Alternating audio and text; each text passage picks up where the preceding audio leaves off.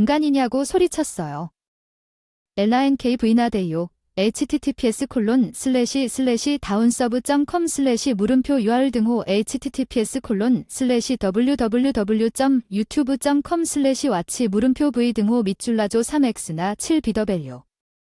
장례식에 입는 치마는 너무 노출이 심해 그녀는 남자를 찾고 있는 게 틀림없어 남편 케빈의 편협한 생각에 지쳤어. 이혼이 바로 내가 원하는 일이야. 이 집을 떠날 거야. 내 이름은 40세의 카라라야. 난 거물이야. 거의 온 가족이 혼자서 초콜릿을 잔뜩 먹게 되는 초콜릿 애호가 뒤를 돌아보며 언니와 끊임없이 싸웠던 기억이 난다.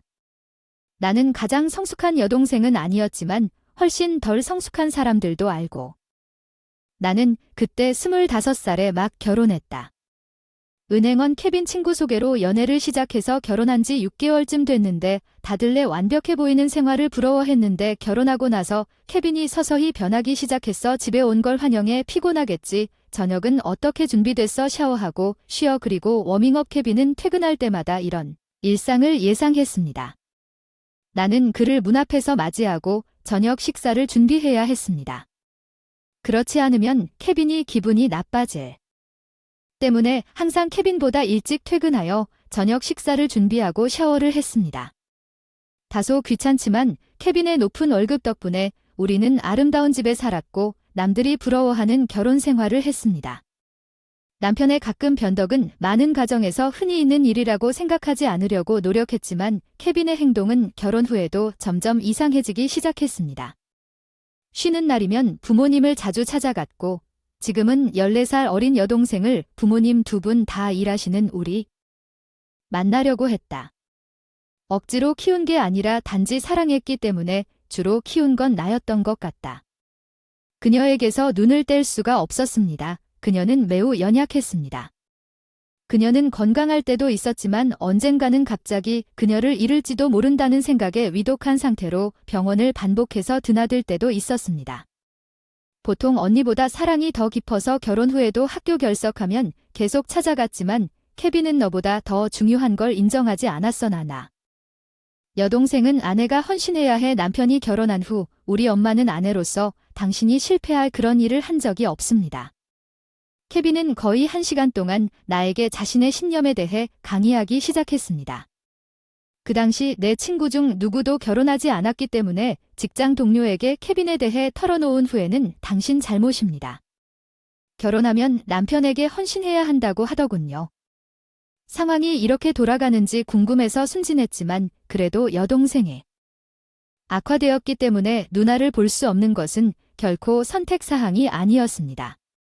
무균실에 잠깐만 방문하고 가능할 때마다 급히 병원으로 달려가는 것은 가족으로서 당연한 일이었다.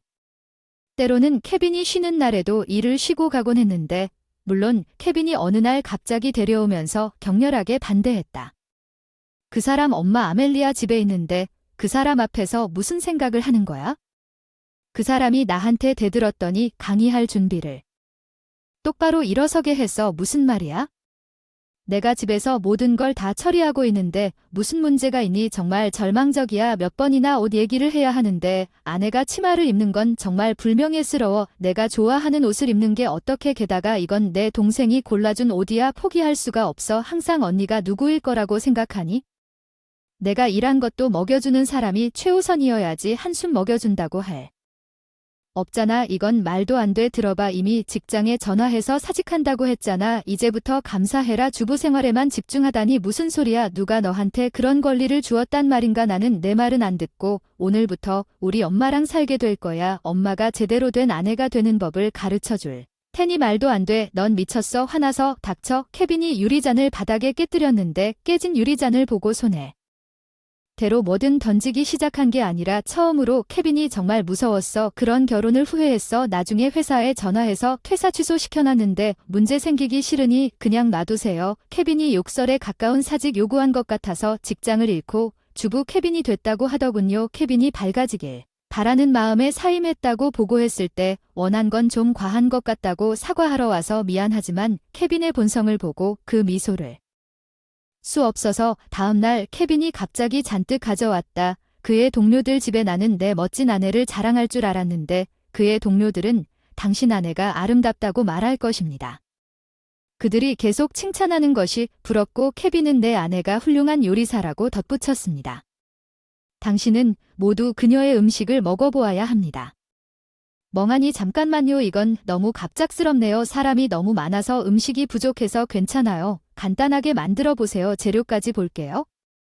카라를 보고 있는 동료가 너무 사랑스러워요. 부러워요. 외쳤어요. 아니, 케빈은 외모 관리만 잘하는 것뿐이고 아내를 진심으로 배려한다면 어제 큰 싸움이 끝난 뒤 아무 일도 없었다는 듯이 동료들을 집에 데려오지 않을 것이다. 분노를 참으며 케빈의 동료들이 3시쯤 보내고 떠난 후 아멜리아와 함께 식사를 준비했다. 우리 집에서 몇 시간 동안 그런 일이 일어났어. 아, 내가 어제와 같은 또. 폭발이 두려워 케빈의 불만스러운 말투에 걱정스럽게 대답한 거 알지? 좀 더 유쾌하게 대해줄 수 없나? 내가 아내에게 제대로 가르치지 않은 것 같아서 반박하고 싶었지만 그러지 않았어. 감히 두려웠어요. 미안해요. 어린아이라도 사과할 수 있어요. 케빈이 아멜리아에게로 향한 오늘의 성과를 평가해주세요. 케빈을 별로 존경하지 않았는데 점수를 줄 수는 없습니다. 단지 충분하지 않다는 점은 인정합니다. 엄마는 아시죠? 최고 걸작이다.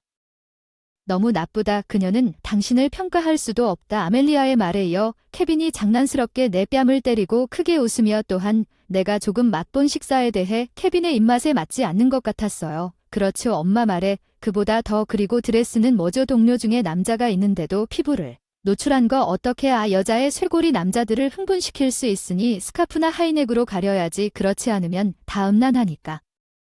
케빈의 동료가 갑자기 집에 나타나 요리를 시작하기도 전에 옷 갈아입을 시간도 없이 놔두고 왜 일방적으로 비난을 받는지 정말 매일 아무리 가르쳐도 배우지 않는다는 케빈 머리가 멍청한 게 틀림없어요. 결국 저는 억지로 서서 2시간 가까이 강의를 듣고 샤워를 하고 자려고 했는데 벌써 새벽 4시가 되었어요. 케빈의 도시락을 준비해야 해서 그 후에도 잠을 포기하기로 결심하고 케빈의 아내 계속되었고 1달 반 정도 동생을 계속 방문하면서 동생의 세상을 떠났다는 소식을 듣고 거짓말이었으면 좋겠다고 생각한 엄마에게 가장 먼저 한 말은 속보가 거짓말이었어. 맞다. 나는 그녀의 위태로운 상태에 대해 여러 번 경고를 받았고 방금 그녀를 방문했다고 말했습니다. 나는 준비가 되어 있다고 생각했지만 내 마음은 단지 14살에 있었던 내 여동생을 따라잡을 수 없었습니다. 병원에서 나와서 고통스러운 치료를 받으며 그녀는 언니처럼 삶을 살았나요? 나는 그녀의 삶에 기쁨을 가져다 주었지만 병원에서 마지막으로 본 언니의 얼굴 표정은 당신을 괴롭히지 않을 것 같은 미소였습니다. 너무 고생했어. 이제 푹 쉬고 모든 것에 감사하며 눈물을 흘렸다. 마지막 작별 인사로 동생을 안아줬고 깨우침 장례식은 흐릿하게 지나갔고 집에 돌아온 지 며칠이 지났고 케빈에게 동생의 소식을 알렸다. 그런데 장례식도 당연히 참석하지 않았고 죽은 사람보다 나를 우선해야 대담하게도 이런 시기에 그런 더러운 말을 듣는 게 역겨워서 무시하고 전화를 끊었다. 모든 일이 끝난 후 전화를 하고 무거운 마음으로 집에 돌아왔습니다.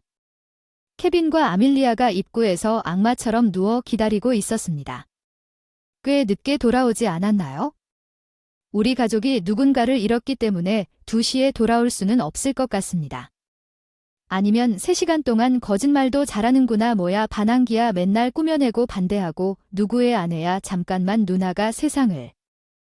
거짓말이 아냐. 널 보는 듯 장례식장에서 저 치마 입고 며칠째 퇴근하고 나한테 인사도 안 하는 건 말도 안 돼. 왜 남편을 사랑했다면 쓸모없는 아내야. 바람 피우고 있다고 말하지 마. 넌 맨날 피부를 드러내는 거야? 동료들 앞에서 시시덕거려도 남자가 좋아. 그게 다 뻔뻔한 여자. 무슨 소리야? 나는 그 순간 케빈에 대한 두려움도 잊어버릴 뻔하고 분노에 반박하려던 참의 이혼. 그래도 괜찮아. 너처럼 경솔한 여자는 케빈안 어울리지. 그렇지 엄마. 내 말은 이혼은 좀 괜찮다는 거야. 난 우리가 이혼하자고 동의해. 아멜리아의 이혼 제안에 즉시 동의했다. 케빈이 이혼을 그만하라고 계속 반복했지만 나는 듣지 않았다. 이번 기회에 케빈에게서 도망쳐라. 케빈의 분노가 너무 무섭다는 생각에 지금이 그때인 줄 알고 서둘러 짐을 꾸리고 끝까지 집을 나갔다. 케빈은 사과하면 주겠다는 듯이 들어드나 소리가 났다. 미친 듯이 무시했는데도 마지막에 끈질기게 내 팔을 꽉 잡았어. 잠깐만. 가방으로 얼굴 세게 치고 도망가자 바로 그런 상황에 대비해 준비된 콘도방이 있는 곳으로 직행방에 들어왔어요. 아멜리아한테 휴대폰으로 전화가 왔어요. 안녕하세요. 카라 무사히 도착하셨나요? 네. 괜찮습니다. 택시를 탔는데 케빈은 잘 모르겠네요. 이혼 서류는 저한테 맡겨주세요. 그 사람이 서명하게 할게요. 고마워요. 사실 당신과 살기를 고대하고 있어요. 아멜리아와 저는 케빈 앞에서 사이가 안 좋은 척하고 있었어요. 강의가 끝난 후 케빈이 동료들을 집으로 데려왔고 케빈이 잠이 들었던 날 아멜리아가 제게 속삭였어요. 이 집을 떠나 케빈에게서 탈출하기. 아멜리아는 케빈이 카라라가 절망적이라고 불평할 때마다 의심스러웠습니다. 아멜리아의 고인이 된 남편은 케빈과 매우 흡사했고 그 당시 그녀는 많은 고통을 겪었습니다. 이혼은 부끄러운 일로 간주되어 스스로는 얻을 수. 그녀는 내가 자유를 갖기를 바랐지만 케빈과 나 사이의 상호작용을 보지 못했기 때문에 그녀는 내가 그녀를 빨리 도와야 한다고 생각하게 되었고 그녀의 지인들의 도움으로 아멜리아는 여성이 혼자 살 수 있는 안전한 부동산을 찾았습니다. 아멜리아 케빈의 어머니는 믿을 수 없을 정도로 친절합니다. 그와 달리 내가 시작한 지 반달이 지나서 그녀에게 감사할 수가 없어요. 나를 위해 마련한 아멜리아. 그녀는 케빈 아멜리아의 서명이 있는 이혼 서류를 가지고 도착했습니다. 환영합니다. 우리가 함께하는 시간을 기대하고 있습니다. 아멜리아는 그녀가 밝혔습니다. 케빈이 우리와 함께 살기 시작한 후에야 그 사람이 어떻게 되었는지 깨달았다. 그때까지 그는 좋은 아들이었다. 동료들에게 좋은 모습만 보여주는 그녀는 그것이 에프나의 유전 때문인지 나는 자라온 환경 때문일지도 모른다고 자책했다. 어린 시절이 어른이 자신의 감정을 통제할 수 있어야 하는 해도 아멜리아를 비난하지는 않습니다. 현재 케빈은 아멜리아에게 친절합니다. 그녀가 이혼을 도와주고 있다는 것을 안다면 케빈은 아멜리아의 편이기 때문입니다. 그럴지도 모르니까 아멜리아가 이 집을 마련했을 때 잠시 동안 나와 함께 지내는 게 어때요? 몸짓으로 제안한 아멜리아는 난 그냥 당신의 애밀 뿐이라고 말하면서 머뭇거렸어요. 이혼 후에는 우리는 낯선 사람이 될 텐데 당신이 한 일은 그런 일이 없어요. 미리든 뭐든 당신은 엄마이거나 믿음직한 자매라고 주장했어요. 언니의 장례식을 마치고 돌아올 때에도 진심으로 그렇게 느낀다고 했어요. 이혼하자고 말한 사람은 아멜리아였습니다. 그녀는 의도적으로 이혼으로 대화를 이끌었고 나는 즉시 케빈을 탈출하는 생각에 동의했습니다. 시간이 지나면 더 많은 준비가 필요했지만 아멜리아 덕분에 그 시간이 더 빨리 왔습니다. 정말 감사합니다. 아멜리아가 가져온 이혼 서류에 서명하고 사무실에 제출했습니다. 이제 공식적으로 시간이 되었지만 4일 후에 케빈이 나를 기다리고 있었습니다. 콘도 앞에서 찾았어. 어떻게 감히 케빈이 목소리를 높였지. 그 사람이 그걸 알았을까. 이런 생각을 하다가 정신을 차렸는데 지금 뭘 원하는 거지. 신용카드 남용과 계좌 잔고 누락 뭐 하는 거야? 그게 무슨 소리야? 이혼하기 전에는 거짓말을 하지 마. 점차적으로 케빈의 신용카드를 사용해 이 집에 쓸 가구를 샀고 이혼 절차를 위해 은행 계좌에서 보상금도 몰래 가져갔어. 내 생각이기도 했어. 아멜리아한테 상의했더니 가보라고 해서 이 보상 덕분에 주저없이 잔고를 비웠어요. 백수인 저와 아멜리아는 밤마다 다과회까지 하면서 우아하게 살고 있어요.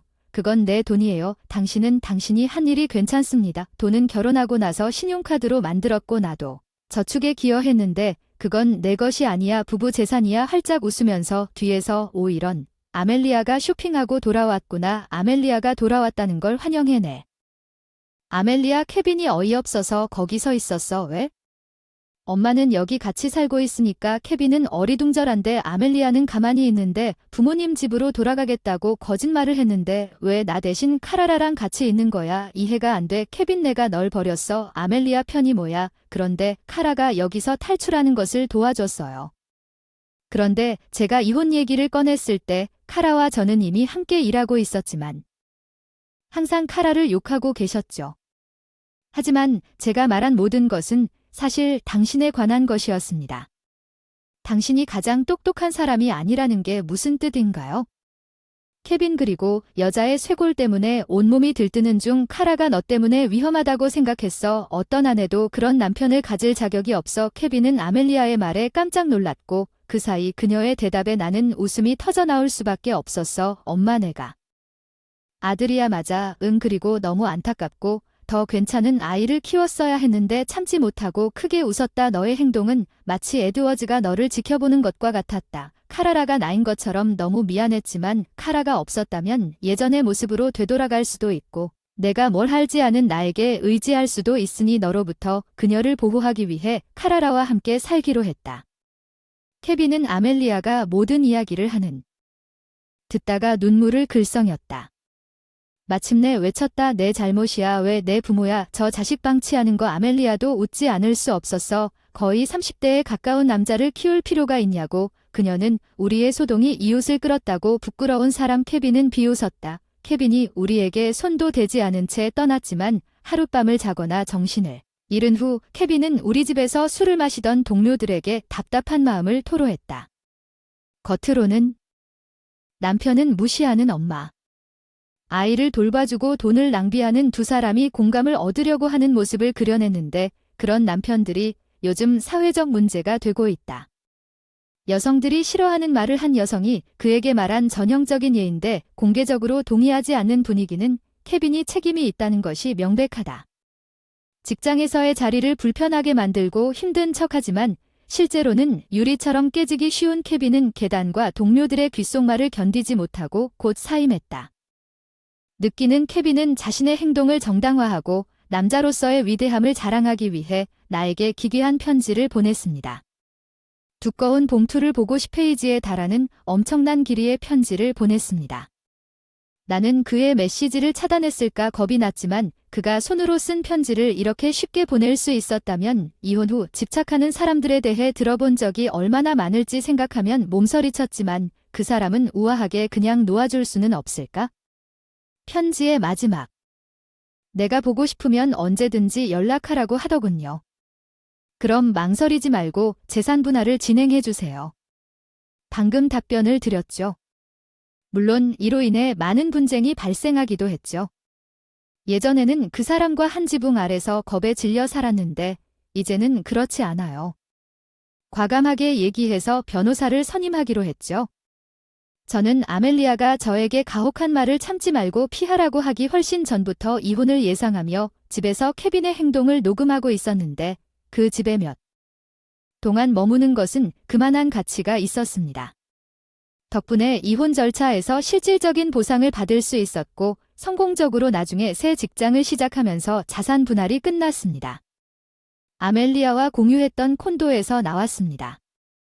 실제로는 통근 거리에 있었지만 놀랍게도 아멜리아에게 남자친구가 생겼습니다. 그녀에게 콘도를 소개한 남자가 알고 보니 그녀의 새 파트너였습니다. 그녀의 남자친구가 그녀를 데리러 왔어요. 아멜리아는 우리를 방문하라고 말했습니다.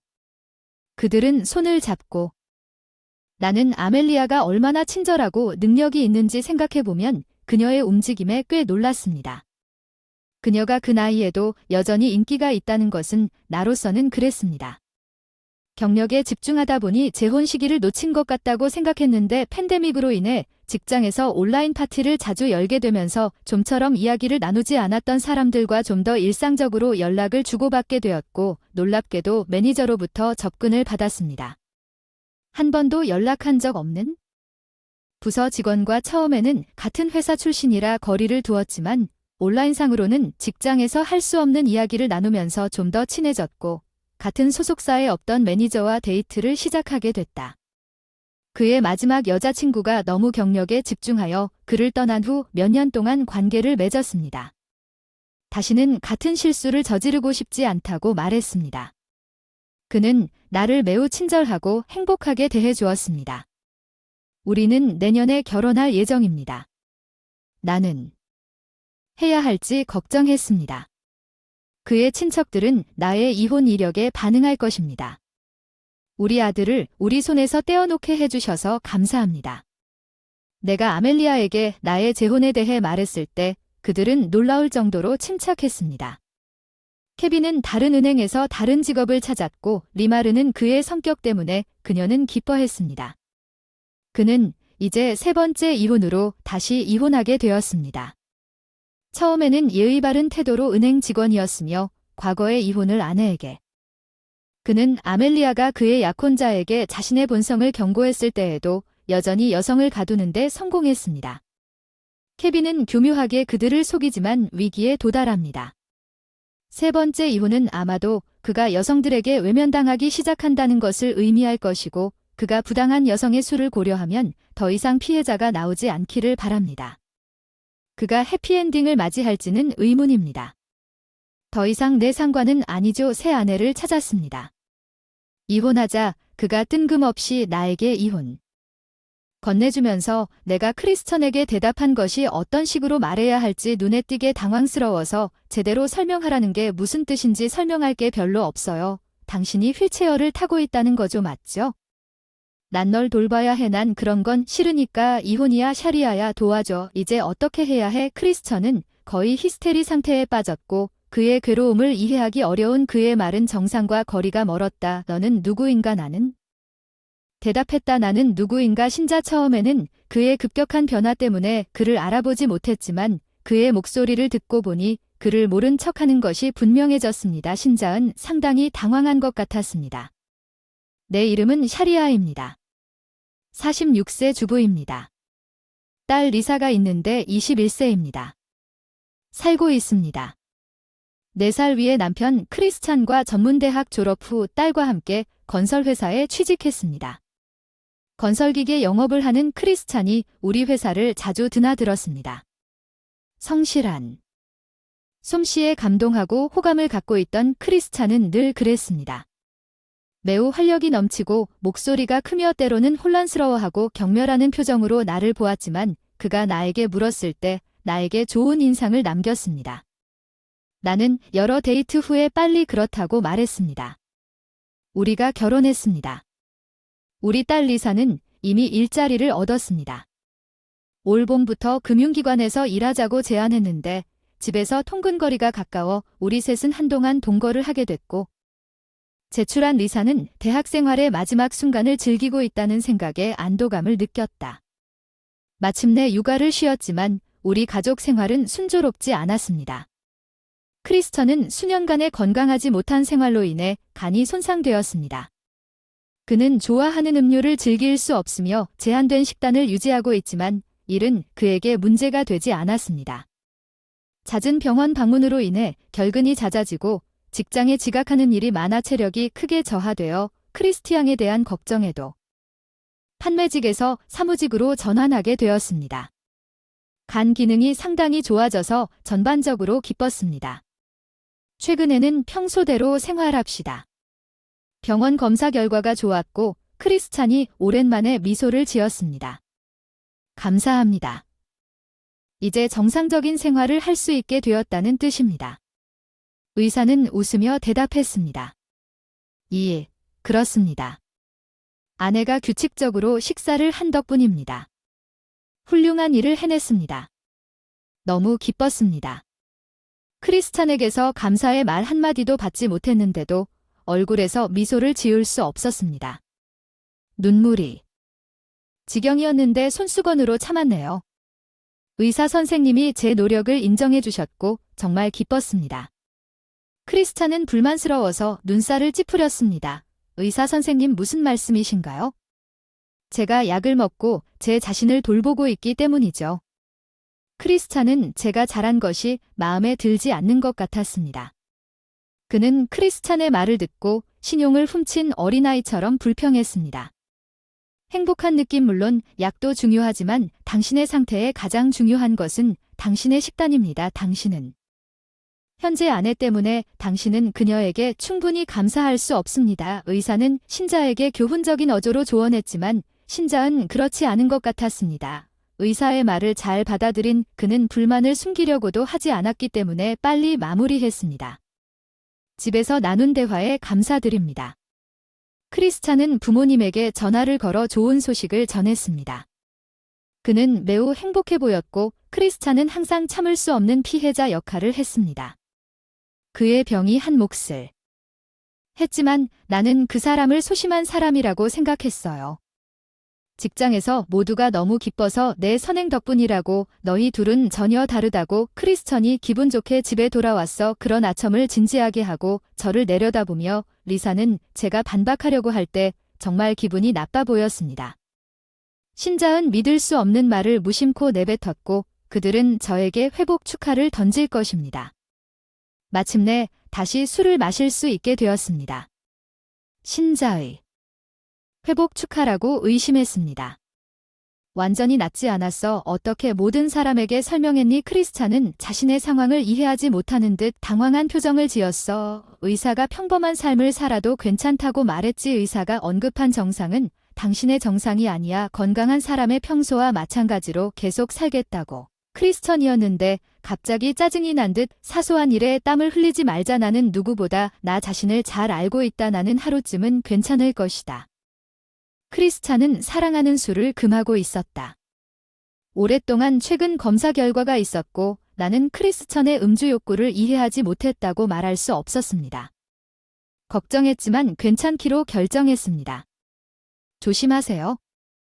염분 함량이 높은 음식은 먹지 않도록 주의하고 음주를 제한하세요. 건배를 위해 술 한 모금만 기독교인은 승리감을 느꼈을 것입니다. 전에 본 적 없는 미소를 보이며 정말 갈 수 있을까요? 감사합니다. 약속만 기억하세요. 예, 알았습니다. 알겠습니다. 기독교인은 말을 별로 듣지 않아서 불확실했습니다. 내가 말한 것 중 얼마나 많은 부분이 불안으로 가득 차 있었는가. 크리스찬은 그날 밤 파티에 갔다. 크리스찬은 후배가 택시를 타고 집에 가야 할 만큼 술에 취한 채 집에 돌아왔다. 나는 지금까지의 모든 노력이 다 소진된 줄 알았다. 그 이후로 크리스찬은 일주일에 한 번씩 술자리에 참석하기 시작했고 나에게 전혀 상의하지 않았습니다. 그는 그냥 함께 갔다가 저녁을 먹으면서 나를 더욱 불안하게 만들기 시작했습니다. 크리스찬은 제한된 식단에 대해 불평하기 시작했습니다. 조금 밋밋한 느낌이랄까 너무 맛이 없어서 지금까지 아무것도 못 먹는 것 같다고 불평한 적도 없고 맛있다고까지 하더군요. 어느 순간 크리스찬은 편의점에서 집밥을 가져와 술 안주처럼 보였는데 다른 사람들이 생각하는 것처럼 자신도 치료되었다고 스스로 확신했을 것입니다. 나는 이것이 확실히 잘 끝나지 않을 것이라는 불안감에 나는 크리스찬에게 경고하려고 노력했지만 벽에 대고 얘기하는 것 같았어요. 마지막 결과가 좋아서 괜찮을 거예요. 제가 할 수 있는 건 한숨을 쉬고 관자놀이를 참는 것뿐이었어요. 크리스찬의 상태는 어느 날 밤 지속되지 않았고 심한 복통과 발열로 응급실로 달려갔습니다. 의사의 말이 심각했습니다. 크리스천 씨, 당신은 간경화증이 있고 상태가 상당히 심각합니다. 당신은 약과 다이어트 요법을 계속하고 있었죠? 맞죠? 나는 약을 잘 먹었습니다. 어색하게 의사와 나를 무시하고 상사에게 말을 걸었습니다. 내 마음은 중얼거렸다. 그건 내 잘못이야. 의사도 지금쯤 똑같이 느꼈을 텐데 우리가 할 수 있는 건 진행을 늦추고 증상을 완화시키는 것뿐이야. 너도 조심해야 할 췌장암, 의사가 없는 암이지. 당신이 할 수 있는 모든 일에는 또 다른 치료 옵션이 있을 것입니다. 크리스티앙은 의사에게 매달렸고 눈물이 흘러내려 해결책을 구걸했습니다. 옵션이 없는? 아니지만 옵션이 무엇인지 알려주세요. 이식입니다. 살아있는 기증자간 이식. 거기 당신 가세요. 치료 옵션이 있어요. 제발 이식을 진행하세요. 그렇게 간단하지 않아요. 먼저 기증자를 찾아야 해요. 그리고 여기에 기증자가 있어요. 크리스찬이 내 팔을 잡았어요. 기증자의 자발적인 동의 없이는 이식을 진행할 수 없어요. 크리스천이 하길 원했어요. 건강하세요. 하지만 솔직히 저는 무서웠어요. 그 자리에서 바로 동의할 수는 없었지만 반면에 크리스찬의 눈은 있었습니다. 언제 검사를 빨리 하느냐가 더 낫죠, 맞죠? 크리스찬은 이미 이식 수술을 받기로 결정했어요. 내 감정은 별 관심이 없었어요. 그 사람은 많은 생각 끝에 기증자가 되기 위해 검사를 받기로 결정했습니다. 저는 기증자로서 일치했고 수술은 삽시간에 이루어졌습니다. 수술은 제가 예상했던 것보다 더 빨리 끝났고 신자과 저는 성공적인 수술을 받았습니다. 저는 3년 동안 입원했습니다. 몇 주 내가 머무는 동안 병원에 와서 나를 돌보았습니다. 신자은 일반 병동으로 옮겨지기 전에 나CU에서 며칠을 보냈고 3개월 후에 퇴원했습니다. 합병증 거부나 감염 징후 없이 예후가 좋았고 1년 후 신자이 다시 사무실로 복고하여 사무실에 출근하기 시작했습니다. 그는 이전보다 더 건강해 보였고 더 활기차고 활력이 넘쳤습니다. 우리가 겪는 일이 정말 좋다고 생각했습니다. 이식을 받은 후 상태가 악화되기 시작했습니다. 기침이 나고 숨이 가빠지고 현기증이 나고 수술. 일어서지 못하는 경우가 많았습니다. 정기검진 때 검사를 받았으나 내원 후 이상 소견이 없었습니다. 여러 병원에서 담배를 피우지 않았음에도 불구하고 폐암 진단을 받았습니다. 폐암은 여전히 발생할 수 있다는 것을 알게 되었습니다. 폐암은 특별한 증상이 없어 진단되지 않았습니다. 다행히 암이 조기에 발견되어 화학요법과 방사선 치료를 받을 수 있었습니다. 계속해서 서 있는데 어려움을 겪어 휠체어에 묶인 생활을 되었는데 그때 우리의 역할이 바뀌면서 심각한 상황이 발생했습니다. 크리스찬은 어느 날 밤 집에 돌아오지 않았고 무슨 일이 일어났는지 걱정했는데 리사가 화면에 표시된 스마트폰을 나에게 건넸습니다. 신자의 동료들과 함께 술집에서 즐겁게 술을 마시고 있는 사진. 이것은 10분 전이었습니다. 리사는 믿을 수 없다는 표정으로 말했습니다. 나는 불과 1년 전에 간 이식을 받았음에도 불구하고 깜짝 놀랐습니다. 신자은 얼마나 아픈지 전혀 인식하지 못하는 같았습니다. 이런 인식 부족으로 가족들에게 문제를 일으켰습니다. 괜히 걱정했어요. 그냥 자자고 했는데 크리스천이 그날 집에 오지 않았고 다음날 아침에도 돌아오지 않아서 스마트폰에 전화를 걸었지만 받지 않았습니다. 대신 메시지를 보냈습니다. 그가 제가 신고할 수 있도록 침실에 이혼 서류를 놔뒀다고 하더군요. 저는 충격을 받아 스마트폰을 바닥에 떨어뜨렸습니다. 리사에게 큰 소리로 전화해서 크리스천의 침실을 확인하라고 했습니다. 리사는 창백한 엄마 표정으로 내려와서 들고 말했습니다. 종이를 받아 숨이 막혔다. 이게 무슨 일인가 믿겨지지 않았다. 서류는 작성된 이혼 신청서였다. 믿을 수 없다. 도대체 어떤 사람이 이런 짓을 하는 걸까? 리사는 답답해서 얼굴이 붉어지고 눈물이 흘렀다. 나는 한편으로는 차분해졌다. 나는 느꼈다. 분노나 슬픔보다 체념이 더 심했고 스마트폰이 울렸다. 크리스찬이 심호흡을 하고 있었다. 내 목소리를 듣자마자 대답했다. 크리스찬이 유쾌하게 말을 시작했다. 새 아내를 찾았으니 이혼한다. 파란색 뭐라고 표현해야 할까요? 크리스천에게 분명히 답장했어요. 속상했어요. 무슨 뜻인지 제대로 설명하세요. 당신이 휠체어를 타고 있다는 걸 설명할 게 별로 없어요. 그 말은 내가 당신을 돌봐야 한다는 뜻이에요. 그런 건 싫으니까 이혼하세요. 내 앞에 모든 것이 어두워진 것 같은 느낌이 들었습니다. 충격보다는 혐오감과 연민이 더 컸습니다. 리사가 나에게서 스마트폰을 낚아채고 크리스천에게 무슨 소리야? 그 사람이 당신? 인간이냐고 소리쳤어요. 나는 여전히 믿을 수 없었습니다. 나는 슬프거나 상처받지 않았습니다. 시간이 지남에 따라 신자의 이기적인 행동은 아마도 그에 대한 나의 감정을 무감각하게 만들었을 것입니다. 내 안에 해방감이 있었습니다. 아쉬운 부분은 신자의 리사가 나를 바라보는 것을 보면서 우리 가족에 대해 어떤 감사나 존경의 감정도 갖지 못했다는 것입니다. 걱정스럽게 그녀에게 미소 지었다. 나는 괜찮을 것이다. 한동안 그 사람을 버린 것은 화가 났지만 여전히 내 상태로 불안했지만 일하는 것이 쉽지 않을 것입니다. 물론 이혼 합의에서 적절한 보상을 받도록 보장할 것입니다.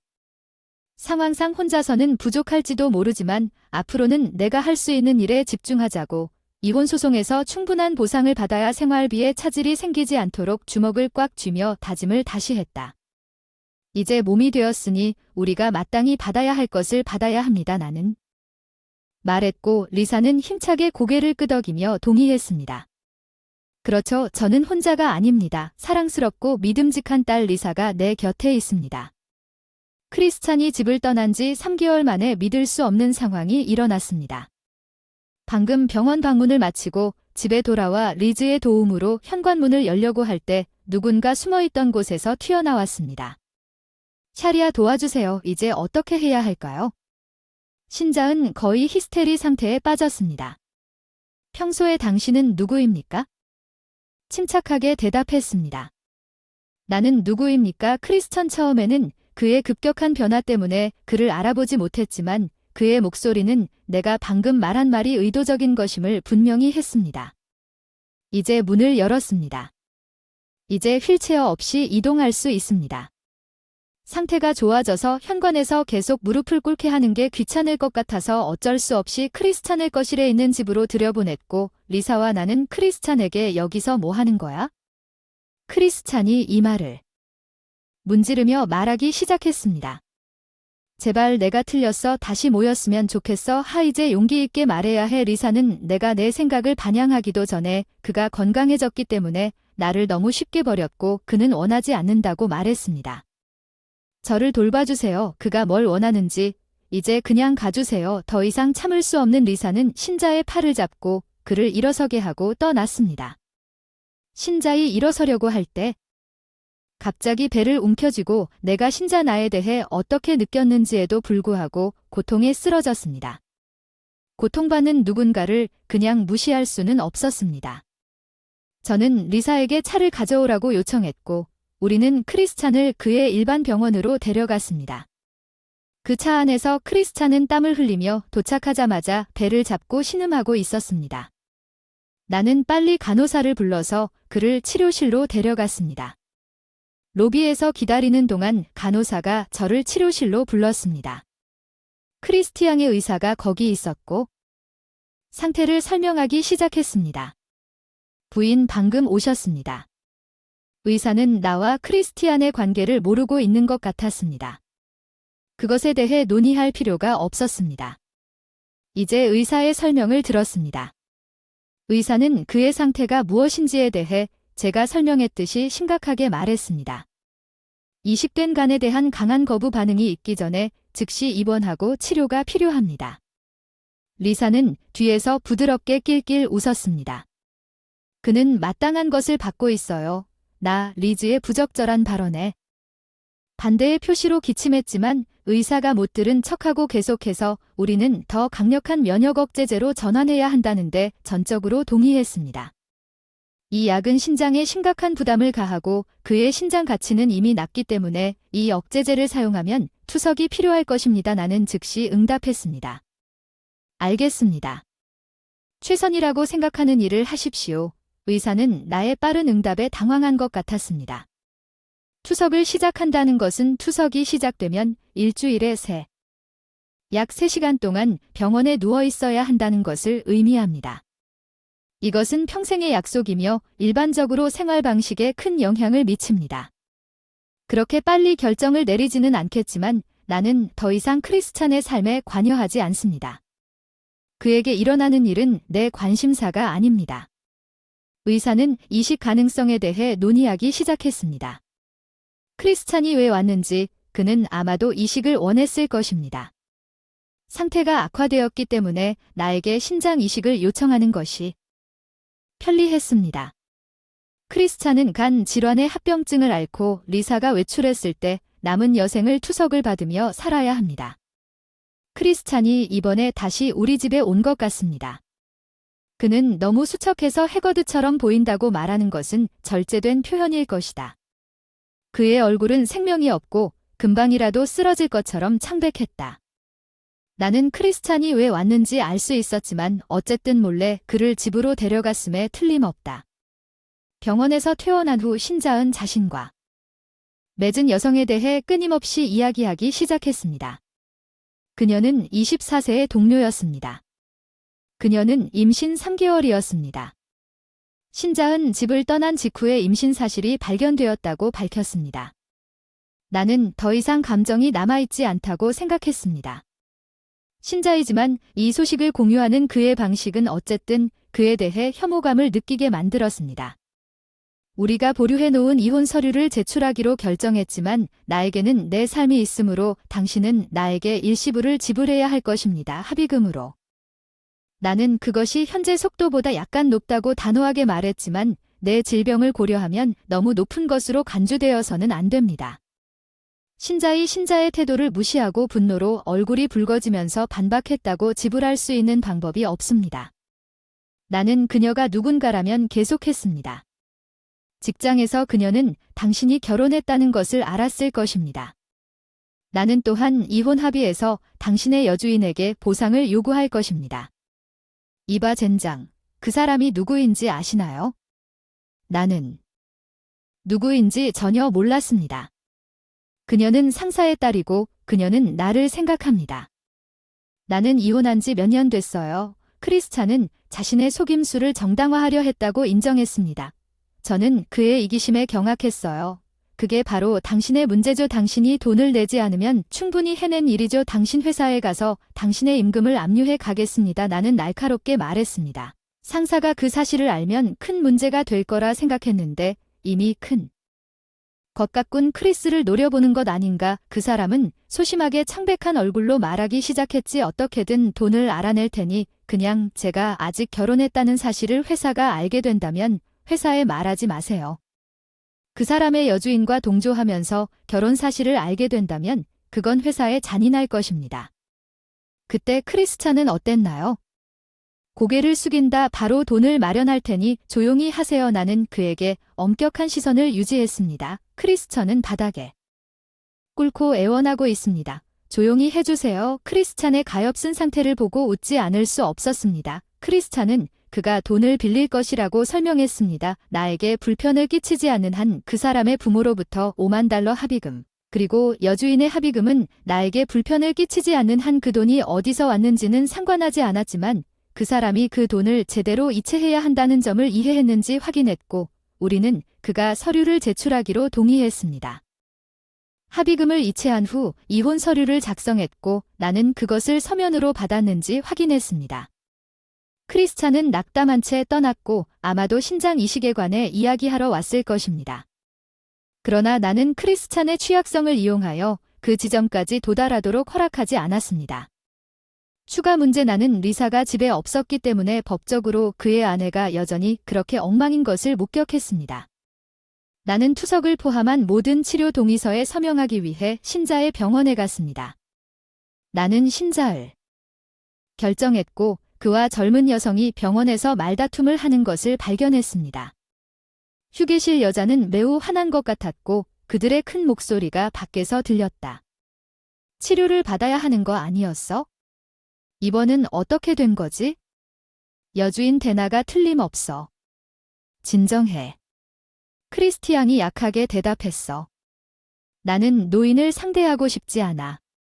아기를 낳으려고 할 때 병원에 입이 심심한 여자 리사가 의심스러운 눈초리로 쳐다보면서 그녀가 정말 상사의 딸인지 궁금했습니다. 나는 알고 있다고 생각합니다. 리사가 중얼거렸다. 데나가 계속 크리스티앙에게 소리를 질렀다. 나는 절대 감당할 수 없다. 간병인 크리스천은 압도되어 말다툼을 할 수 없게 되었고 이혼 보상에 대한 이게 뭐야? 리사는 나를 보고 웃었습니다. 나는 참을 수 없어서 회사 사장에게 그 사건에 대한 편지를 보냈습니다.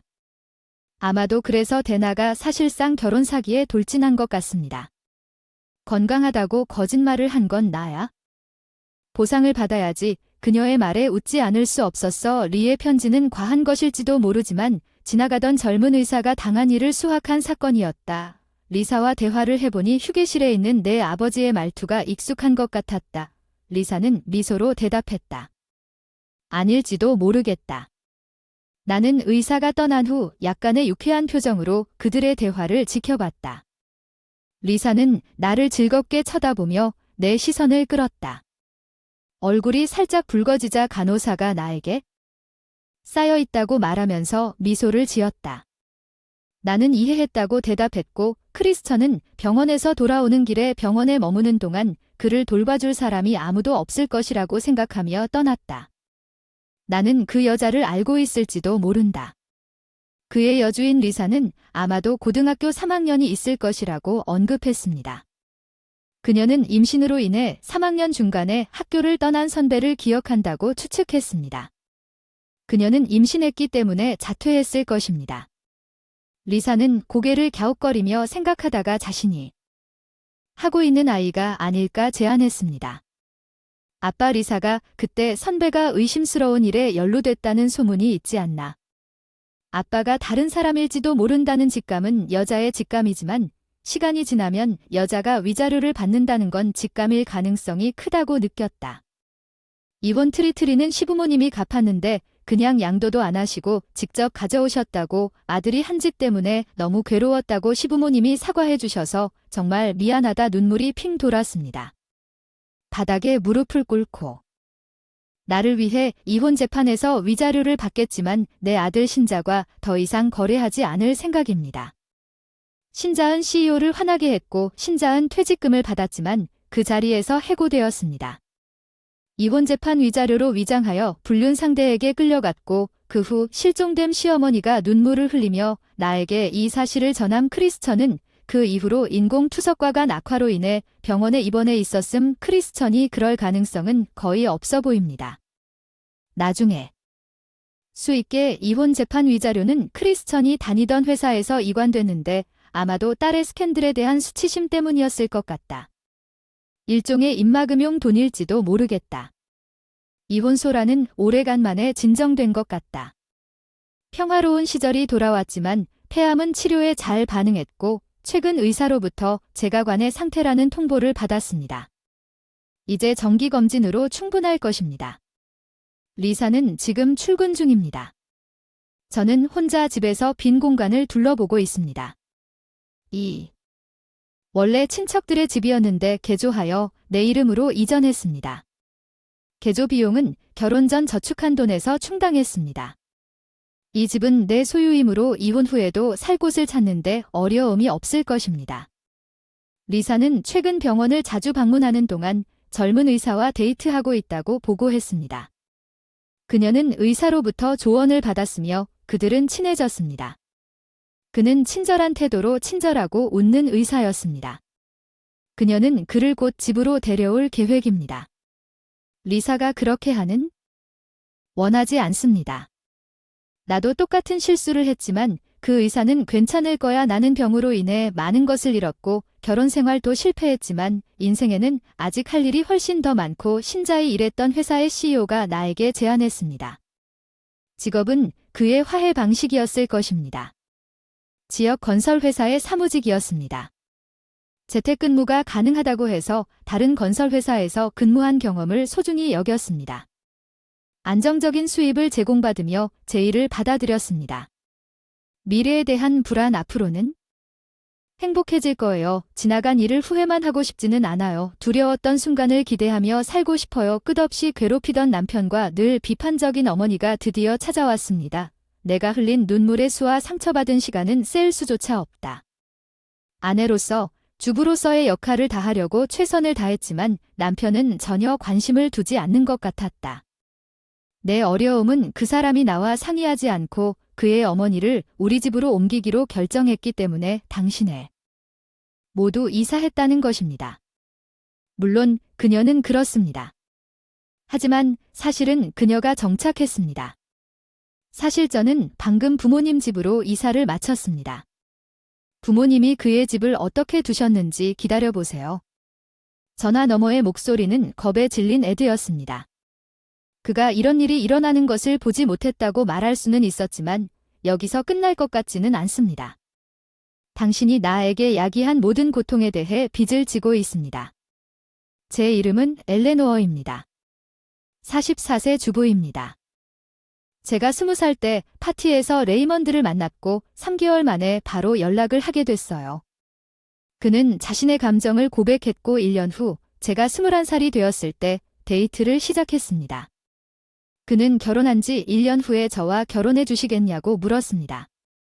저는 임신했고 우리의 첫 번째는 아들이 태어났어요. 학창시절 꿈꿔왔던 동화 같은 삶을 살 수 있을 줄 알았는데 인생이 그렇게 단순하지 않더라고요. 저녁은 준비됐는데 레이몬드가 퇴근하면 하는 말인 침대 정리는 했나요? 나는 가끔 그 사람이 나를 가정부로만 생각하는지 궁금해요. 미안해요. 좀 묶여 있어서 이제 진지하게 준비할게. 퇴근하고 스트레스를 너무 많이 받아서 얼마나 피곤한지 생각 안 하시나요? 우리 가족을 부양하고 일이 자기 뜻대로 되지 않을 때마다 나는 매니저이자 매니저라는 것을 기억하세요. 레이몬드는 매니저가 된 것에 대해 큰 소리를 지르기 시작하고 우리가 처음 결혼했을 때는 않았었다고 비웃는 말을 합니다.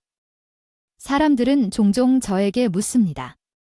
물론 그 사람의 행동은 참을 수 없을 정도는 아니지만 솔직히 그가 레이몬드의 좋은 연봉 덕분에 돈을 벌어줘서 고마워요. 우리는 재정적인 문제를 겪어본 적이 없지만 내가 그에게 잘못 도전했고 그가 당신이 거부한다고 반박했다면 상상해보세요. 난 괜찮아, 집에 기부를 그만둘 테니 어떻게 해야 할지 모르겠어. 가끔 그가 말을 좀 많이 해도 으려고 노력하지만 모든 것이 항상 쉬웠다고 말할 수 있었으면 좋겠지만 레이먼드의 방식대로라면 요즘 행동도 저번처럼 참기 힘든데 옷이 왜 건조하지 않느냐고 큰 소리로 말했잖아. 건조기도 안 썼어. 아까 말했잖아. 옷이 포근한 걸 좋아해서 건조기를 돌리면 푹신푹신해야 해. 쇼핑하고 집안일로 접시에 많은 것이 있어요. 건조기를 못 구해서 그게 중요한 건 아니죠. 저는 매일 열심히 일하지만 당신은 주부가 아니시면 최소한 할 시간이 있어야 하지 않겠습니까? 레이몬드는 집안일을 절대 하지 않습니다. 내가 주부라고 해서 집안일을 아내의 일이라고 생각하는 건 항상 시간이 남는 건 아니지. 조금이라도 도와줬으면 좋겠어. 우리 아이가 태어났을 때였지? 일하느라 바빴어. 나 항상 피곤해서 핑계가 있어서 집안일과 육아 일을 혼자 다 했지만 스트레스의 또 다른 원인이 있어요. 시어머니 엘레노어, 이거 제대로 청소하셨어요. 그리고 오늘 저녁 뭐 계획이세요? 물론 테이크아웃은 절대 안 할 거예요. 시어머니가 방문하면 항상 이런 식으로 내 실수를 끊임없이 찾고 어머니와 아들 모두 사과가 나무에서 멀리 떨어지지 않는다고 말하는 것처럼 비슷하게 행동하고 오늘 엘레노어를 몇 번이나 다시 시작했습니다. 내 아들이 편하게 지내려고 매일 집을 청소하라고 했나요?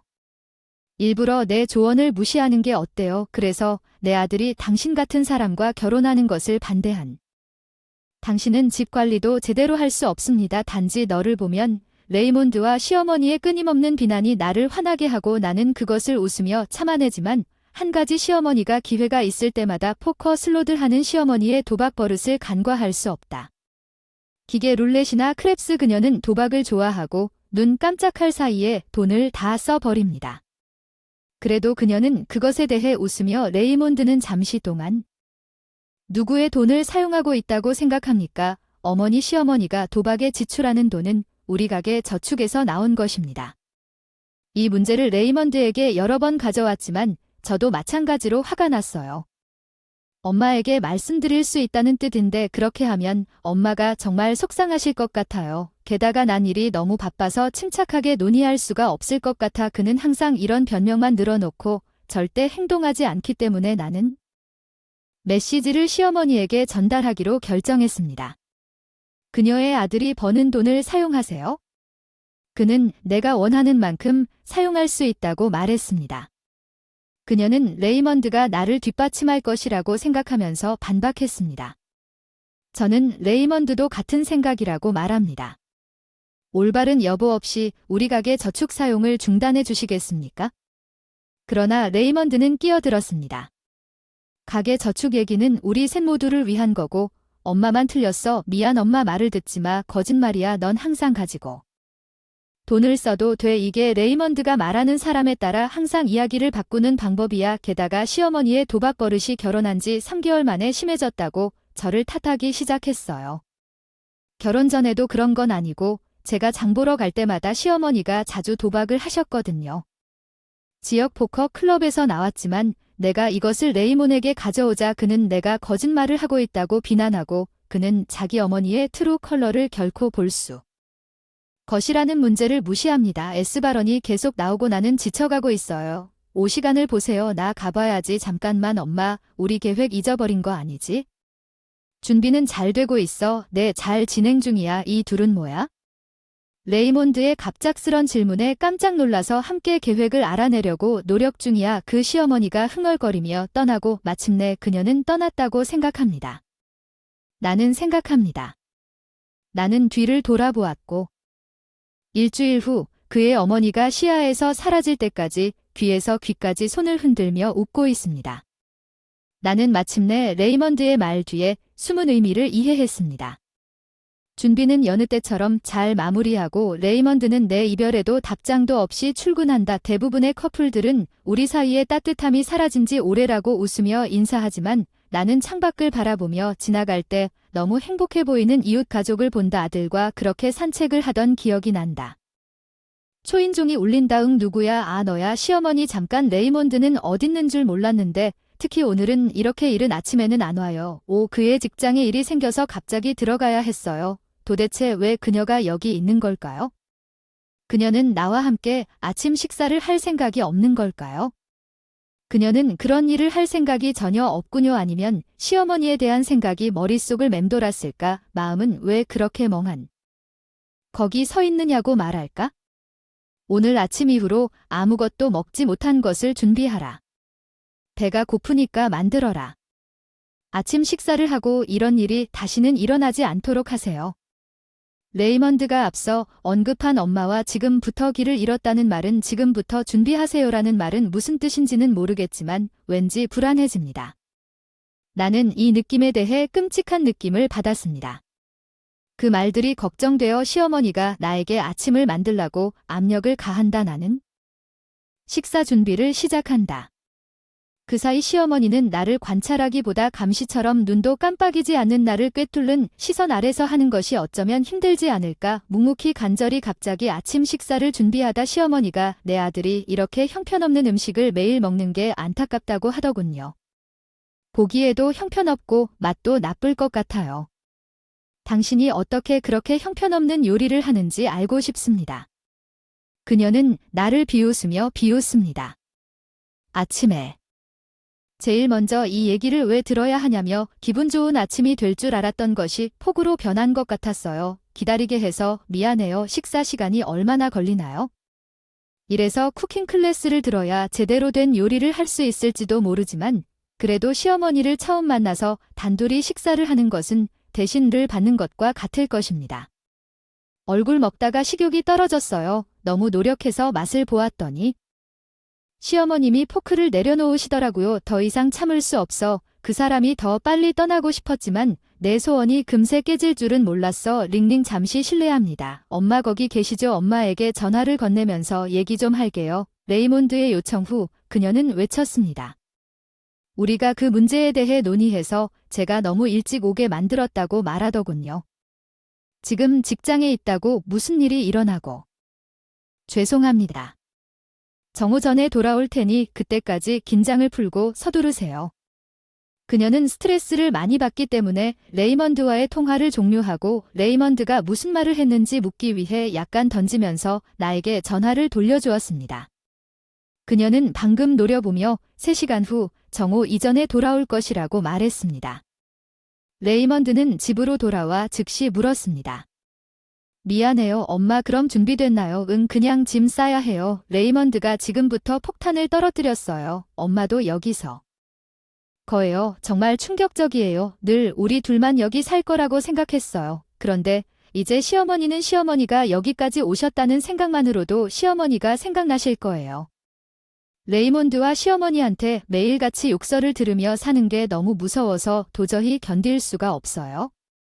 엄마 다음 날 쉬는데 도움이 될 테니 이사하는 걸 도와줄 테니 데려오지 마세요. 쓸모없는 사람은 필요 없어요. 걱정하지 마세요. 그냥 저일 뿐입니다. 충격적인 내 마음을 떠났습니다.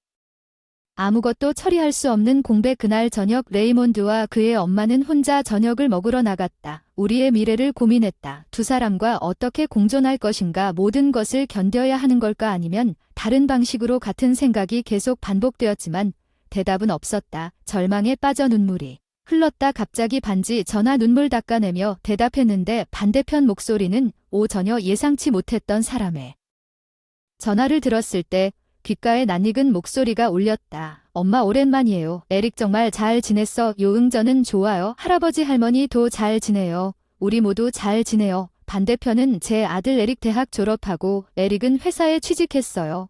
회사가 집 근처에 있어서 회사가 가까워서 조부모님과 함께 살기로 결정했습니다.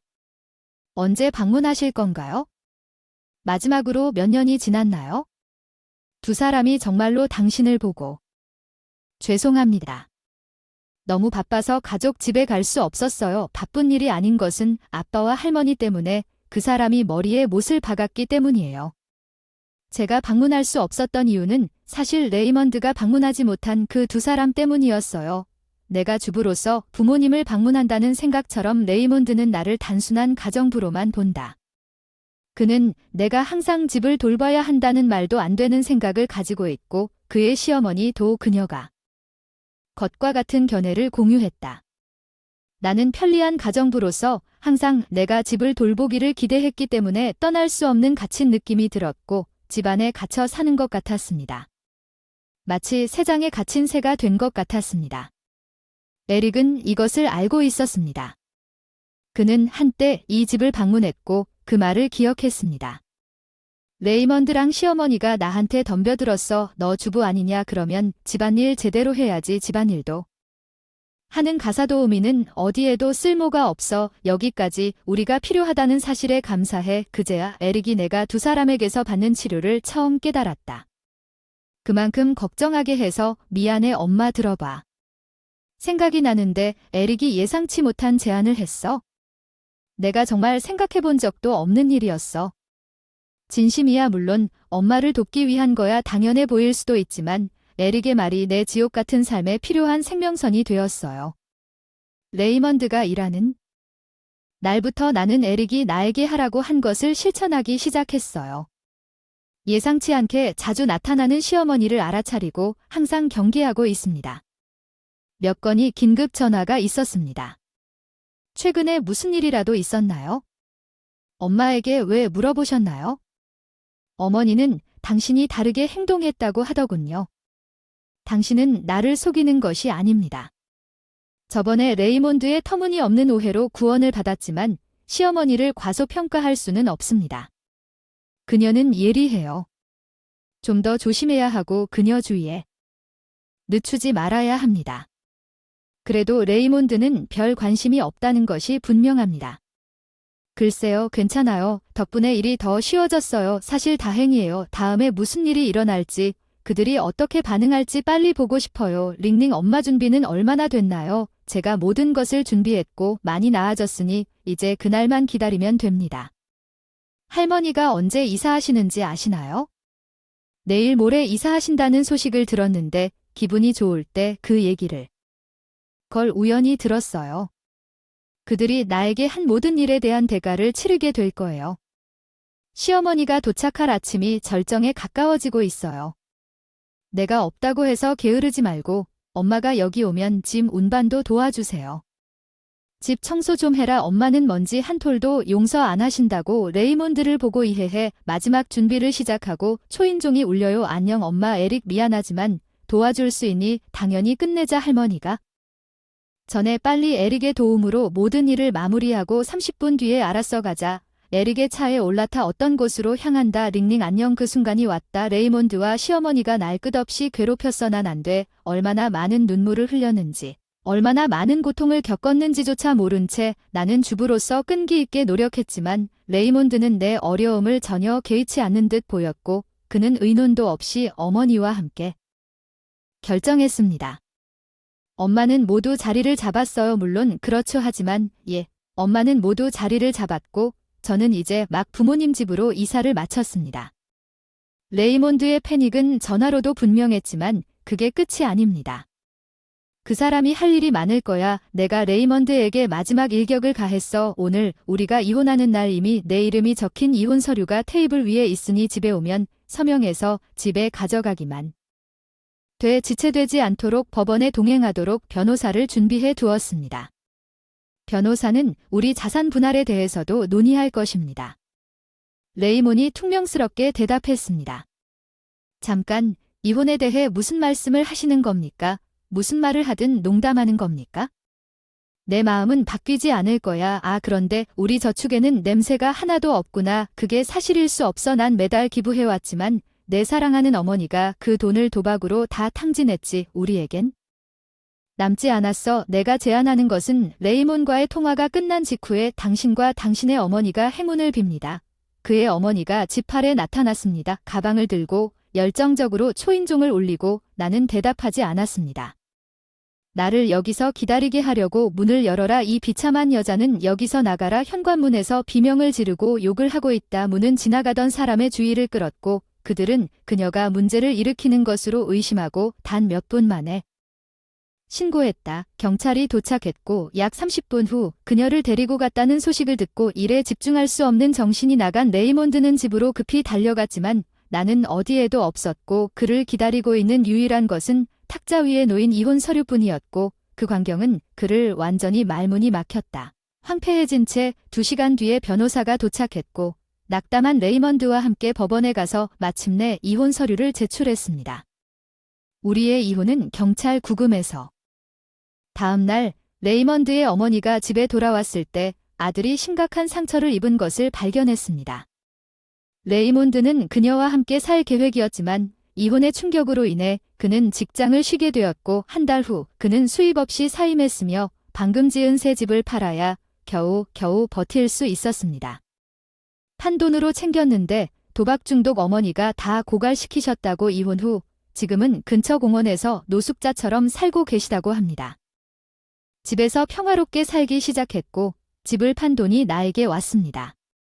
그리고 그 돈으로 이곳은 사랑스럽다고 말했어요. 네, 요즘 인기 있는 리조트 호텔이에요. 가족과 함께 휴가를 갔어요. 드디어 악몽에서 벗어나 제 방식대로 살 수 있었어요. 조이는 비교할 수 없을 만큼 좋아요. 하루 종일 집에 있어요. 청소만 하다가 지쳤어. 나랑 자리를 바꿔서 진짜 어려움을 보는 게 어때? 어쩌면 이렇게 쓸모없는 아내와 할지도 모르지 않나? 남편이 나를 홈메이커로 대하는 방식은 정말 지친다. 내 이름은 제니퍼. 나는 34세 여성. 2년 전 직장 연애 후 직장 동료 데이비드와 결혼했다. 그 당시 결혼 후에도 계속 일할 생각이었는데 데이비드가 밖에서 열심히 일하겠다고 했어. 내 이상형인 집 잘 챙겨라. 남자는 밖에서 일한다. 여자는 가정을 보호한다. 나는 순진하게 동의했다. 나는 데이비드의 관점에 영향을 받아 전업 되기 위해 직장을 그만뒀다. 나는 무엇보다 다른 사람의 의견에 쉽게 흔들리곤 했다. 나는 데이비드를 깊이 사랑했기 때문에 그가 하는 말은 무엇이든 묻지 않고 따랐다. 사랑에 눈이 먼 내가 내 입장을 고수하고 일을 그만두지 않았다면 일이 이렇게 되지 않았을지도 모른다. 주부가 하루 종일 집에 뒹굴고 있을 뿐이라고 생각하는 사람들도 있지만 현실은 세탁소 청소와는 다르다. 회의는 모두 매일 혼자서 모든 일을 하는 것이 솔직히 힘든 일이라고 생각하는 것보다 더 많은 시간을 소비합니다. 직원들은 주말에 쉬지만 주부들은 일요일에 데이비드의 집에서는 그렇지 않습니다. 물어보고 싶습니다. 안녕하세요. 제가 좀 바빠서 청소를 도와주실 수 있나요? 화장실에 갔더니 그 사람은 곧바로 심술구저하더군요. 저는 매일 밥을 제공하려고 일하는데 이제 집에서도 일하라고 하더군요. 제가 감히 주중에 수고해 주셔서 감사하다고 말하면 누가 식사를 제공할 것?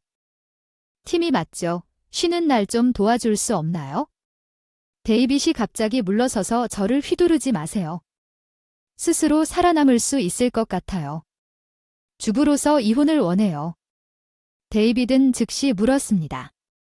당신이 누구라고 생각하시나요? 하루 종일 집에 있다고 해서 나한테 상사가 될 수 있다는 뜻은 아니지. 나한테 이혼하라고 하라고? 넌 그냥 주부가 혼자서도 살아남을 수 있을 거라 생각하는데 놀랍게도 그 사람이 이혼하겠다고 협박했어. 할 말을 잃었어. 어쩌면 그렇게 반응하지 말았어야 했을지도 몰라. 그때부터 데이빗이 싫으면 이혼하자고 할 말을 할 때마다 그랬다. 예전에 일하던 내가 퇴직하고 주부가 되었는데도 그 말은 나를 통제하기 위해 쓰는 것 같았다. 데이비드가 계속해서 제기한 이혼은 무서웠어요. 만약 그가 정말로 나와 이혼했다면 어떻게 살아남을 수 있을까요? 수입은 어떻게 될까요? 주부를 위해 어디서 살까요? 이혼에 대한 생각보다 더 무서운 것은? 나를 가장 두렵게 했던 것은 데이비드 자신이었습니다. 그는 예전에 너무 친절했습니다. 우리가 결혼한 후 그 사람이 어떻게 그렇게 변했는지 내가 그를 판단하는데 실수를 했나요? 최근에 데이비드와 결혼한 것을 깊이 후회했어요. 데이비드가 집에 오자마자 내가 빵을 먹을 때 문에서 나에게 인사해야 하는 게 당연하지 않냐고 말하더군요. 승자는 집으로 돌아오세요. 여기 모든 비용은 누가 지불한다고 생각하시나요? 예, 데이비드는 돈을. 집에서는 모든 것을 내가 처리합니다. 우리는 주인의 하인 관계가 아닌 파트너여야 합니다. 그것은 동등한 관계여야 하지만 데이비드는 자신이 그렇다고 믿는 것 같습니다. 우월한 그 사람은 처음에는 자기가 위에 있다고 나를 무시했다. 어쩌면 나에게 일에 불만을 터뜨리는 게 아닐까 생각해서 조용히 있었는데 시간이 지나면서 데이비드는 항상 자기가 옳은 것처럼 행동하기 시작했고 강의가 끝나면 매일 이런 식이었다. 데이비드는 경솔하게 자신의 물건을 여기저기 양복 입고 평상복으로 갈아입고 주워서 세탁기에 던져넣는 게 일상인데 내가 차린 저녁을 먹은 후에도 그 사람은 요리할 수 있는 건 이게 다라고 투덜대고 있어 널 위해 열심히 일하고 이게 다야 식사 감사 인사가 있는 곳으로 집에 돌아왔습니다. 데이비드가 높은 월급을 받지 못함에도 불구하고 데이비드의 끊임없는 불평을 처리하는데 지쳤습니다. 미래의 아이들을 위해 재정을 저축하고 추가 비용이 남지 않도록 관리합니다. 여전히 나는 항상 다음을 사용하여 건강한 식사를 준비하려고 노력합니다. 영양가 있는 재료를 먹고 소금을 줄이면서도 그는 여전히 불평할 이유를 찾습니다. 내가 한 모든 일이 부정되고 자신감이 날로 줄어들고 있는 것 같았습니다. 게다가 그는 내가 그에게 그렇게 많이 주면 개인 비용으로 한 달에 $500를 요구합니다. 처음에는 재정이 적자에 빠졌을 거예요. 저축한 돈 중 일부를 사용하여 비용을. 그게 지속 가능하지 않았기 때문에 인맥을 활용해 집에서 할 수 있는 원격 근무를 시작했습니다. 물론 데이비드에게는 말하지 않았습니다. 얼마 전에 제가 말했잖아요. 우리 재정이 좀 빡빡해서 아르바이트를 구하려고 생각했는데 괜찮다고 하더군요. 제가 돈을 충분히 벌지 못해서 아마 돈을 더 벌고 싶을 뿐이라고 하더군요. 돈을 펑펑 써도 넌 그냥 집 관리에만 전념해야 해. 데이비드 알면서 내가 벌면 그 개인 비용으로 더 많은 돈을 쓸 거라고 확신했기 때문에 내가 번 돈이 우리 생활비로 들어갔기 때문에 데이비드에게 말하지 않고 원격으로 일하기로 결정했고 미래를 위한 저축 전 동료가 저에게 원격 근무를 소개했습니다. 저는 회사 시스템에 로그인하여 행정 업무를 주로 처리했습니다. 주로 이전 근무 경험이 있는 직원이 청구한 출장비 정산이었습니다. 하루 종일 집에 있는 것보다 일이 더 어렵지 않았습니다.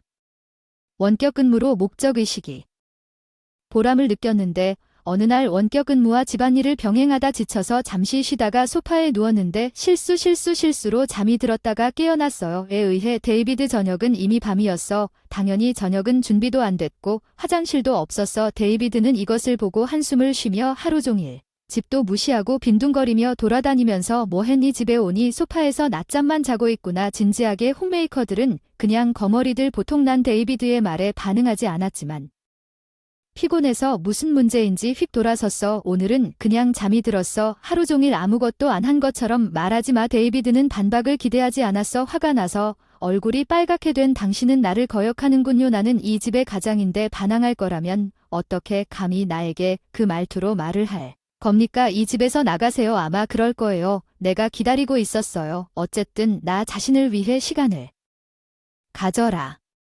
나는 재빨리 몇 가지 필수품을 챙기고 근처 호텔로 향했다.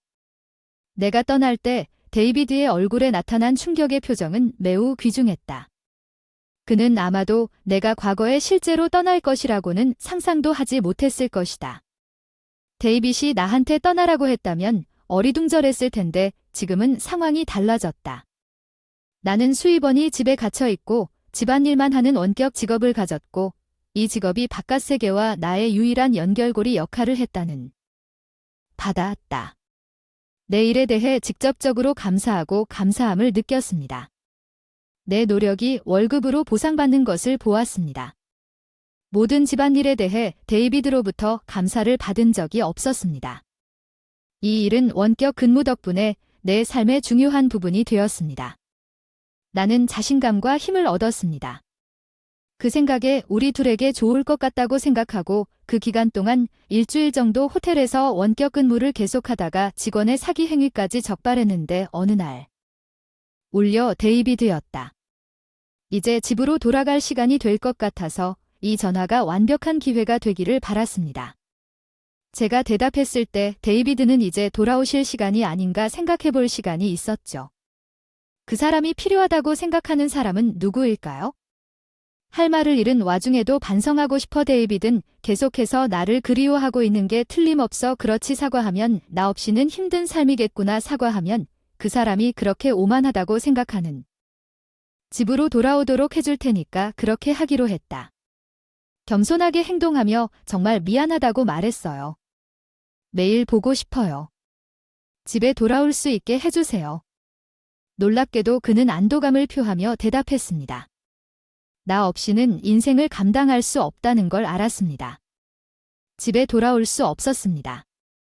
행동도 안 보이고 뒤처졌는데 순진한 얼굴로 집에 돌아오자 집은 완전 난장판. 옷은 발 디딜 곳도 없이 바닥에 흙 뿌려져 쓰레기통에서 쓰레기가 넘쳐 악취가 나고 더러운 접시가 싱크대에 쌓여 일주일 만에 그 사람이 그 장소를 뒤집어 놓았습니다.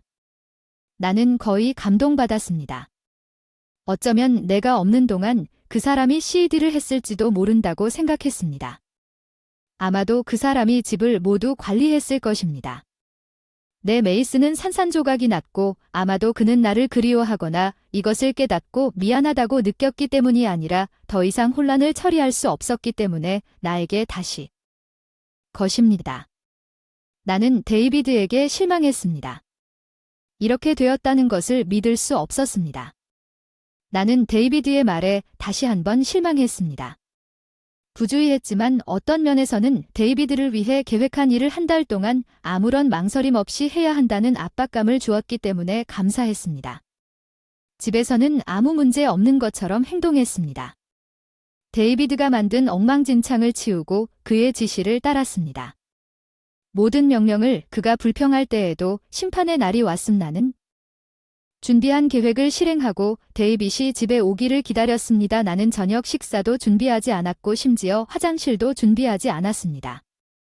데이빗이 집에 왔을 때 그는 내가 그에게 인사하지 않은 것에 화를 냈습니다.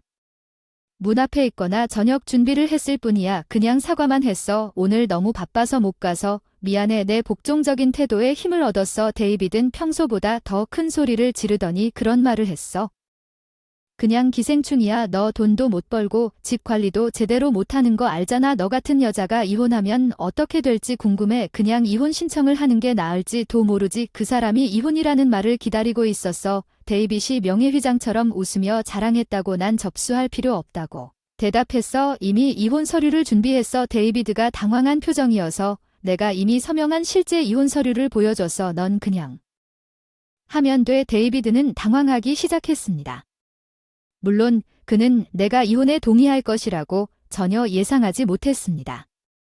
우리가 이혼하면 문제가 생길 테니 걱정하지 마세요. 저는 괜찮을 거예요. 집 안을 둘러보지 않았나요? 보다시피 데이비드는 미친 듯이 주위를 둘러보았지만 TV는 어디 있고 냉장고도 없어졌는데 무슨 일인지 깜빡했니? 이혼할 때 가져가는 게 당연하잖아. 전문가들이 산 걸 다 치웠어. 잠깐만, 이혼은? 내 수입 없이 어떻게 살아남을 수 있나요? 알겠습니다. 당신 회사에서 비용 청구를 처리하는 사람이 저예요. 우리는 직접 만난 적도 없고 채팅이나 이메일로만 소통했기 때문에 당신은 내가 원격으로 일하고 있다는 것을 전혀 깨닫지 못했습니다. 예전 직장인 데이빗 회사의 경우 제가 언급한 옛 지인은 그 회사의 동료였습니다. 원격 근무 조건으로 아르바이트를 하게 되었고 결혼 전 성을 성으로 사용하고 이름을 그대로 유지한 것으로 생각했습니다. 데이빗이 알아차릴지도 모르지만 그건 나에게 쓸데없는 걱정이었어. 데이빗은 오랫동안 내 이름을 잊어버렸어. 마지막으로 한 가지만 말씀드리자면 귀하의 비용 청구 금액이 다른 사람들에 비해 확실히 차이가 나서 살펴보았습니다. 결과는 이미 우리 상사에게 보고했습니다. 호텔에 있는 동안 데이비드의 경비 보고서를 처리하는 동안 내가 발견한 직원 위법 행위는 데이비드의 경비 보고서를 처리하는 동안 다름 아닌 데이비드였습니다. 예정된 출장 및 호텔 숙박에 대한 여행 비용에 대한 의심스러운 청구를 여러 건 발견했지만 그의 아내로서 저는 데이비드가 그 당시 집에 있다는 것을 알았습니다. 가짜 출장을 주장하여 돈을 횡령한 그는 아마 자신이 그 일을 면했다고 생각했을 것입니다. 그러나 그의 아내로서 그는 실제로 그 여행을 가본 적이 없다는 것이 분명했기 때문에 나는 그의 과거 주장과 당시 그의 행동을 교차. 처음에는 그의 모든 사기 주장을 조사했습니다. 나는 어떻게든 그 문제를 해결할 수 있을지 궁금했습니다. 하지만 일주일이 지나도록 호텔에 머물고 전화로 데이비드의 말을 듣고 그녀의 집 상태를 본 후에 나는 내가 그 사람이 되기로 결심했습니다. 이 사람과의 일을 끝내기 위해 나는 이미 상사에게 이 사실을 보고했고 내일 데이비드가 출근하면 적절한 조치를 취하도록 요청했습니다. 그는 상사의 사무실로 불려가서 회사 돈을 심각한 질문을 받을 것입니다. 다 괜찮아. 모든 것에 감사해. 난 행복할 거야. 안녕. 내 소지품은 이미 새 집으로 배송됐어. 내 소지품은 이미 새 집으로 배송됐어. 이제 남은 건 내가 떠나는 것뿐이야. 이 집을 떠나 놀란 데이비드를 뒤에 남겨두고 나는 집에서 나왔다. 나중에 데이비드가 회사에서 해고되어 다른 일자리를 찾기가 어렵고 데이비드가 아직 실직 상태이며 취업지원센터에 다니는 같습니다. 물론 집은 엉망인 것으로 알려졌습니다. 데이비드는 이혼 서명을 꺼렸습니다. 서류를 작성하고 계속 돌아오라고 했지만 그럴 생각이 없어서 변호사에게 모든 절차를 맡기고 저는 이혼을 마무리했습니다. 원격 근무에서 정규직으로 전환하고 직장에 완전히 복귀했습니다. 싱글로 지내겠습니다. 당분간은 새로운 연애를 찾을 예정이다. 물론 내 파트너 기준은 집안일과 육아를 함께할 의향이 있는 사람이다. 초콜릿 케이크를 먹고 싶다. 이제 침대에 누워서 사주겠다. 안 좋다. 미친 엄마.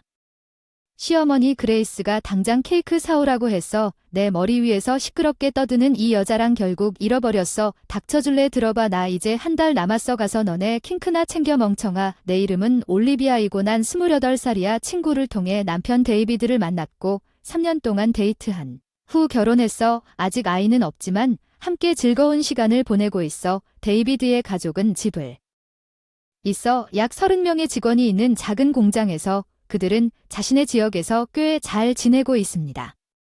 회사는 고인이 된 시아버지에 의해 설립되었으며 직원들의 힘이 합쳐져 성장했다고 데이비드로부터 들었습니다. 현재 데이비드의 여동생 소피아가 회사를 운영하고 있습니다.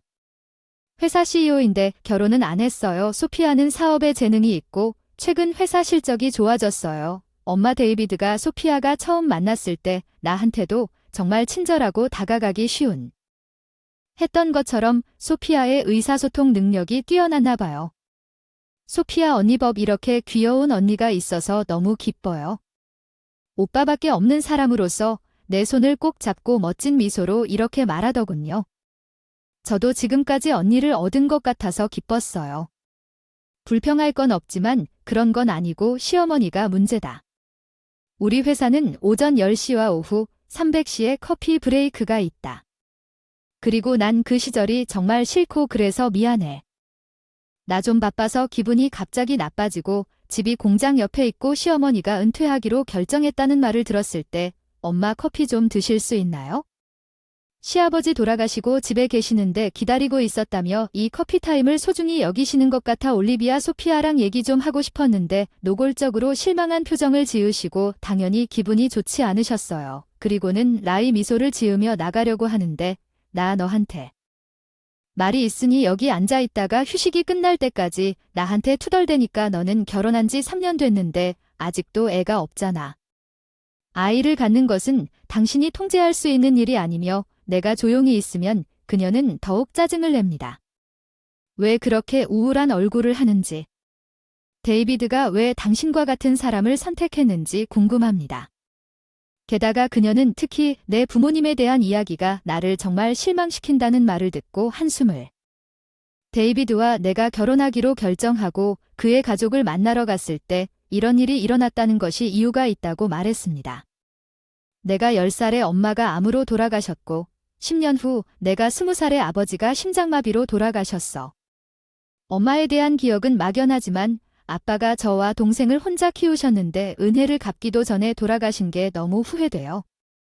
제 사정을 들으면 사람들이 저를 불쌍히 여기시며 많이 힘들었을 텐데 엄마. 달라서 너도 오래 못 살지도 모른다고 했어. 사실 나는 그녀의 반응에 놀랐지만 남편 데이빗이 얼마나 무감각한 말을 했는지 시어머니는 계속 투덜댔다.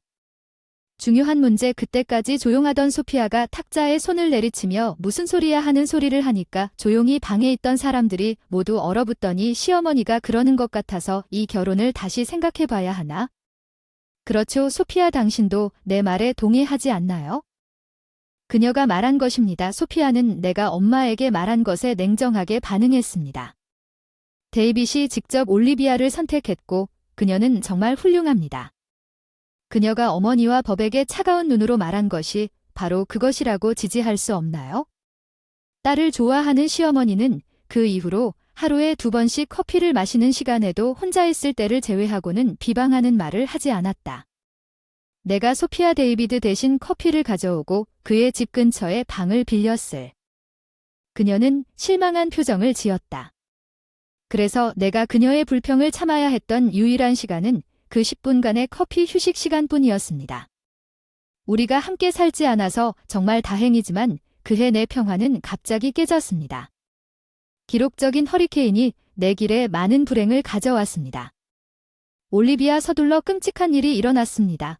데이비드의 소리를 들어본 적이 없어서 당황해서 거실로 달려가 완전히 어지러운 것을 발견했습니다. 이게 뭐죠? 허리케인으로 인해 우리 천장이 새고 있었습니다. 주인이 우리에게 연락한 것은 우리 방뿐만이 아니었습니다. 다른 방도 마찬가지였다고. 거기 사는 동안은 수리가 불가능할 것 같아서 임시 숙소를 구해야 했다. 소피아는 왜 걱정하느냐고 유쾌하게 제안했다. 그냥 우리랑 같이 살자. 출퇴근 시간은 30초라고 소피아는 순진한 표정으로 말했다. 그래서 우리는 한동안 데이비드 가족과 함께 지냈어요.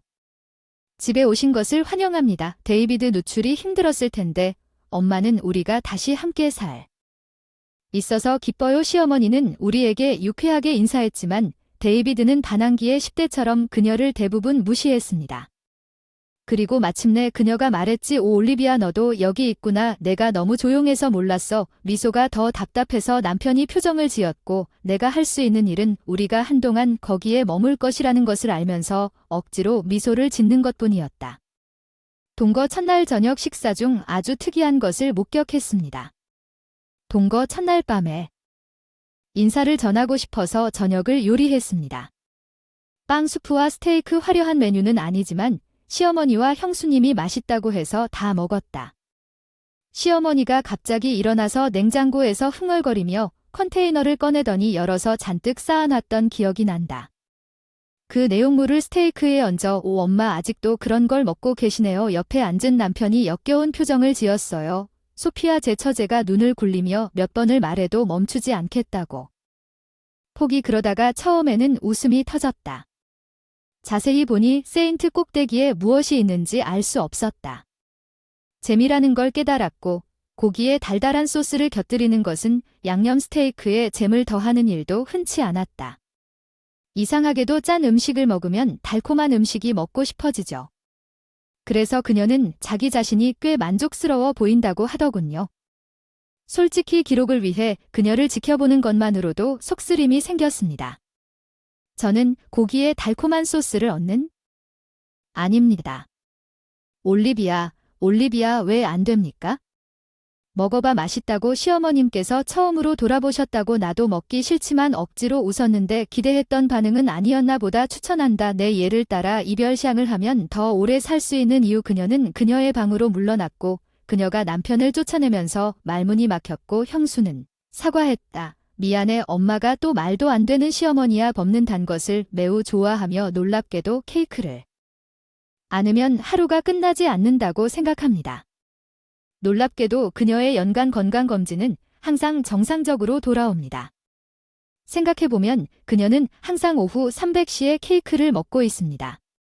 커피 브레이크. 나도 케이크를 좋아하지만 매일은 아니지만 단조로울 거라 생각하고 혈당은 어쩌고. 특히 부모님 모두 수명이 짧아서 시어머니의 잼스테이크는 꽤 많이 썼기 때문에 항상 건강에 조심스러웠다. 충격적이다. 소피아가 매일 케이크를 사다니 허탈하다. 소피아는 인정했다. 나한테 사게 시킨다. 자기가 직접 걔 부끄럽다고 한다 덕분에 동네 케이크 가게들과 좋은 친구가 됐다. 소피아는 웃으며 말했다. 이것을 보고 남편 데이비드가 소피아에게 이건 웃을 일이 아니라고 했어요. 엄마는 나이가 들기 때문에 건강에 관심을 가져야 해요. 저는 항상 엄마의 일을 소피아에게 맡겼는데 남편이 계속 쳐다보는 게 안타깝네요. 짜증나. 앞으로는 너희들이 더 많이 도와줘야 할 것 같아. 소피아는 밝은 얼굴로 말했고 시어머니와 더 많은 교류를 위해 마음의 준비를 했다. 퇴근 전, 퇴근 후 집안일을 주도적으로 하기 시어머니와 대화를 시도했지만 시어머니는 커피 브레이크 시간에 아이들에 대해 불평할 기회를 놓치지 않았음에도 불구하고 종종 냉담하게 대하거나 노골적으로 무시했습니다. 여기로 이사하면서 안 좋은 날이 더 많았던 게 스트레스였나 봐요. 남편이 눈치채고 의사에게 같이 가자고 여러 번 제안했어요. 이사하고 임시로 호텔에 묵자고 제안했지만 아깝다는 생각에 거절했어요. 돈이 없고. 가까운 호텔이 아직 조금 멀었고 최악의 일이 일어났습니다. 일주일 내내 출장을 갔습니다. 남편의 소식에 말문이 막혔습니다. 절망의 이유 소피아는 너무 의미가 있을 것입니다. 시어머니와 단둘이 있을 거예요. 내 남편이 저를 데려가자고 했는데 일주일밖에 안 남은 줄 알았는데 아직도 몸이 안 좋아서 잘 버틸 수 있었으면 좋겠어요. 그들이 떠났어요. 소피아가 제 휴대폰으로 시어머니 생존 가이드를 보냈어요. 무슨 생기면 그녀에게 케이크만 먹이면 괜찮을 거예요. 지역 케이크 가게와 시어머니가 가장 좋아하는 케이크가 포함된 목록에 웃을 수밖에 없었어요. 저처럼 힘든 한 주를 준비하고 있는 사람에게 이 정보는 일주일 안에 신의 선물이었습니다. 집 수리가 완료되어 다시 이사할 수 있었습니다. 관리할 수 있을 거라 생각했지만 직장에서 돌아온 첫날 밤에 그 낙관주의는 무너졌습니다. 시어머니가 입구를 막고 계셨는데 내가 왜 화났는지 아시죠? 안 그래요. 돼요. 초능력자가 아니에요.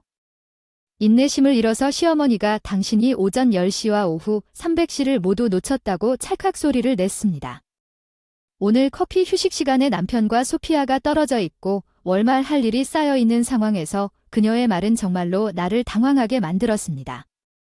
나는 시어머니의 커피 휴식 시간을 완전히 잊어버렸고 나 자신도 커피 휴식 시간을 가져본 적이 없었습니다. 나는 그녀가 이해할 것이라고 생각했습니다. 걔는 일을 단둘이 있는 순간 소리를 질렀어. 이 나쁜 여자야. 화난 표정으로 그녀와 큰 단절을 느꼈다고. 내가 왜 이렇게 소리를 지르는 걸까?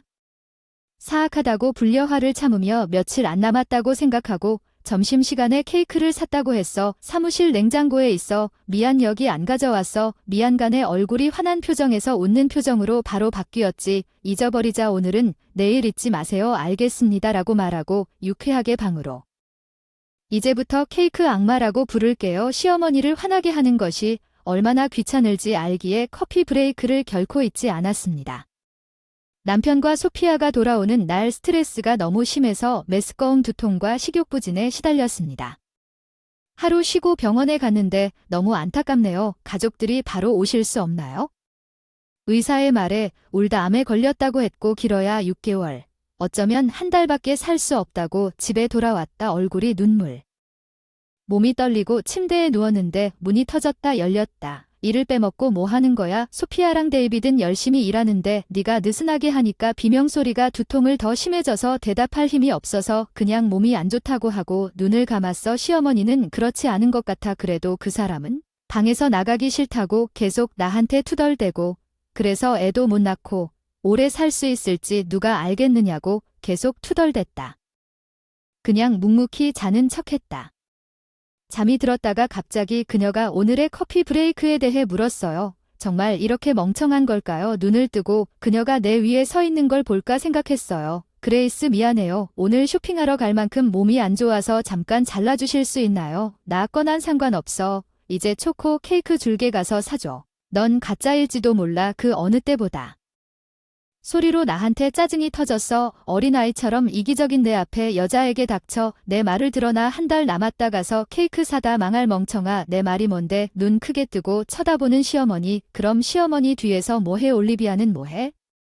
한 달만 더 창백한 얼굴의 남편과 똑같이 걱정하는 형수님이 서 계셨는데 눈에 띄게 흔들리는 시어머니 무시하고 내일 오시지 않았나요? 남편이 옆으로 느꼈어요. 그 사람 행동에 너무 안도해서 눈물이 터졌어. 더 이상 참을 수가 없어. 의사는 암일지도 모른다고 몸이 안 좋은데 넌 계속 나한테 케이크 사러 가라고 잔소리해. 그만 괴롭혀. 애들도 그냥 놔둬. 멍청아. 울면서 시어머니에 대한 원망 다 토해냈고 시어머니는 시어머니를 차가운 눈으로 바라보며 아픈 사람에게 케이크 사오라고 보냈어. 너야?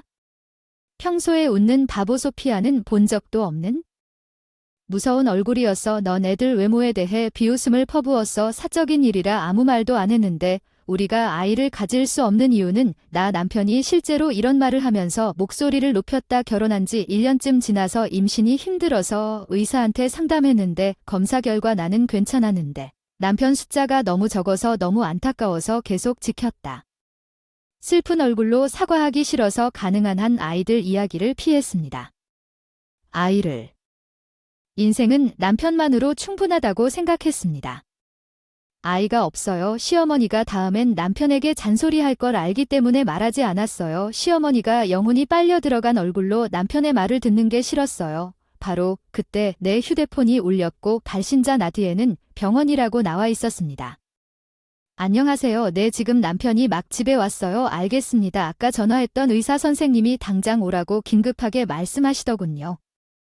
불안해서 울어. 괜찮아 올리비아, 참을 수 있어. 같이 울 것 같은 남편도 떠나면서 급히 병원으로 달려갔어. 시어머니를 잠깐 봤고 엄중한 강의도 받았어. 소피아에서 우리가 병원에 도착했을 때 우리는 즉시 의사와 병원 원장조차도 우리를 위해 깊은 사과를 하기 위해 기다리고 있는 방으로 안내되었습니다. 의사에 따르면 그들은 내 의료 기록을 다른 환자와 혼동했습니다. 저와 이름, 생년월일이 똑같네요. 이런 일이 일어날 수 있다는 게 믿어지지 않았지만 의사는 극도로 지쳐. 이 사건은 나중에 지역 뉴스에 보도되었고 병원에서는 근무 조건을 재검토하겠다고 약속했습니다. 저는 그렇지 않습니다. 전문의인데 올리비아의 증상은 시댁으로 돌아갔을 때 다른 병원으로 의뢰되었을 수도 있습니다. 시어머니는 소피아에게 혼나고 자리에 움츠러든 것 같았고 나중에 소피아는 걱정된다고 말했습니다. 신혼아들이 아내를 잃고 상심할 수도 있고 사랑이 뒤집힌 것일 수도 있지만 시어머니마저 무너진 우리의 눈물 흘리는 얼굴을 보는 것이 정말 내가 정말 나쁜 짓을 해서 그녀가 울기 시작했는지. 그래서 올리비아는 어떻습니까? 소피아가 걱정스러운 표정으로 물었습니다. 임신했어요. 나는 기쁨의 눈물이 가득 찼다고 말했습니다. 남편도 내 옆에서 행복의 눈물을 흘리고 있었습니다. 우리는 아직 이르다는 말에 즉시 산부인과 병원에 갔지만 내 임신입니다. 확인해 볼 수 있습니다. 병원에 있었는데도 우리 둘 다 눈물이 났다는 소식에 심장이 쿵쾅쿵쾅. 소피아도 너무 기쁘다며 다음 일은 너무 기쁘다며.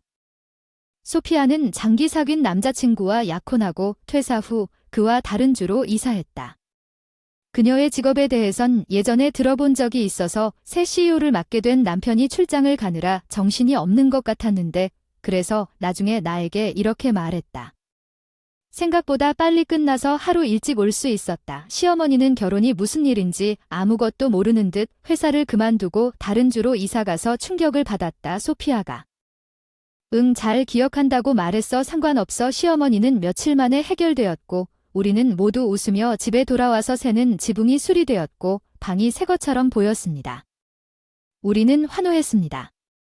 시어머니와는 여전히 어색한 상황이었습니다. 남편은 나보다 더 화를 내며 다시는 그녀를 만나고 싶지 않다고 말했지만 시어머니는 커피 브레이크 시간에 가끔씩 케이크가 아닌 작은 간식을 들고 나타나기 시작했습니다.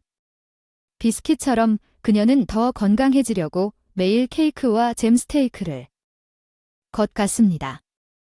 손자가 가는 걸 이제야 알았으니 장인어른이 CEO 시절부터 그곳에서 일했던 직원들이 시어머니를 만나서 반가워하는 것 같아서 그분이 원래 나쁜 사람은 아니었음을 깨닫고 우리의 대화는 점차 늘어나게 되었고 우리 딸 엠마가 시어머니로 태어나자 불평이 그쳤고 기저귀도 사고 저녁 반찬도 놓고 가서 내가 집에 있는 걸 알면서도 넌 늘 열심히 일하잖아 하면서 불평을 멈췄다. 초인종을 누르지 않고 메시지를 나가요. 반찬은 쿨러에 있었고 그녀의 배려에 감사했습니다. 이 버전의 시어머니와 잘 지낼 수 있다고 느꼈습니다. 엠마가 시어머니로 태어났을 때 제가 확신했던 것은 내 손을 잡고 고맙다고 올리비아가 눈물을 흘려서 정말 고마워요. 진심이라는 걸 알았죠. 소피아도 잘 지내고 있는 것 같고 최근 임신 소식을 알렸어요. 이제 시댁에 다 모일 날이 얼마 남지 않은 것 같아요. 다정한 식사를. 그 가방은 당신과 아빠가 가져갈 것입니다. 여기서 나가주세요. 현관문에 쌓여있는 가방 옆에 충격을 숨길 수 없었습니다. 그 안에 있는 모든 것은 나와 내 남편의 것이었습니다. 옷부터 옷까지 생필품. 무슨 일이야? 왜 우리 집에서 쫓아내려고 하는 거지? 불의에 화가 나서 손이 떨렸어. 내 반응을 보고 아들과 며느리가 희죽희죽 웃어. 아빠가 퇴근하기 전에 우리가 이 집을 차지할 거야. 여행. 결혼 선물은 말도 안 되는 일이라고 생각해. 넌 그렇게 잘할 수 없어. 우리에게 결혼 자금을 한 푼도 주지 않았으니 당연히 늙었으니 어쨌든 양로원에 가거나 미아가 말한 것이나 알렉스가 하는 말이지. 터져라. 좋은 생각이었어. 너와 함께 요양원에 갔어. 둘 다 우리를 요양원에 보낼 생각에 제레드였어. 상황이 너무 우스꽝스러워서 터져버렸어. 그들은 나를 의심스러운 눈초리로 보았지만 난 상관하지 않았어. 않을 거예요. 후회 안 하게 될 거예요. 그럼 마음 편히 하세요. 허세에 웃었어요. 알렉스와 미아는 가방을 들고 집을 나가네요. 히읗방해 없이. 기분이 너무 좋네요. 집도 얻었네요. 이거 대단하다고 들었습니다. 현관문 반대편에서 들려오는 환호하는 목소리. 그들은 그들에게 무슨 일이 닥칠지 전혀 모릅니다. 기내 가방을 현장에서 끌고 나갔습니다. 제 이름은 로라입니다. 수년간 간병일을 하다가 70세에 은퇴했습니다. 교류를 즐깁니다. 사람들과 함께해서 퇴직 후에도 현지에서 자원봉사를 하고 있습니다. 남편도 70대이고 중소기업을 운영하고 있습니다. 나이에 비해 꽤 활동적입니다. 직원들과 출장도 자주 동행합니다. 후임이 되면 회사를 물려받을 것 같습니다. 자라서 그때까지 남편의 일을 지원하고 싶습니다. 알렉스라는 아들이 있습니다. 그는 수년 동안 불임으로 고생했던 우리에게 기적의 아기였습니다. 우리는 그를 사랑과 보살핌으로 키웠고 그는 원래 예의 바른 아이였습니다. 알렉스는 항상 좋은 아이였습니다.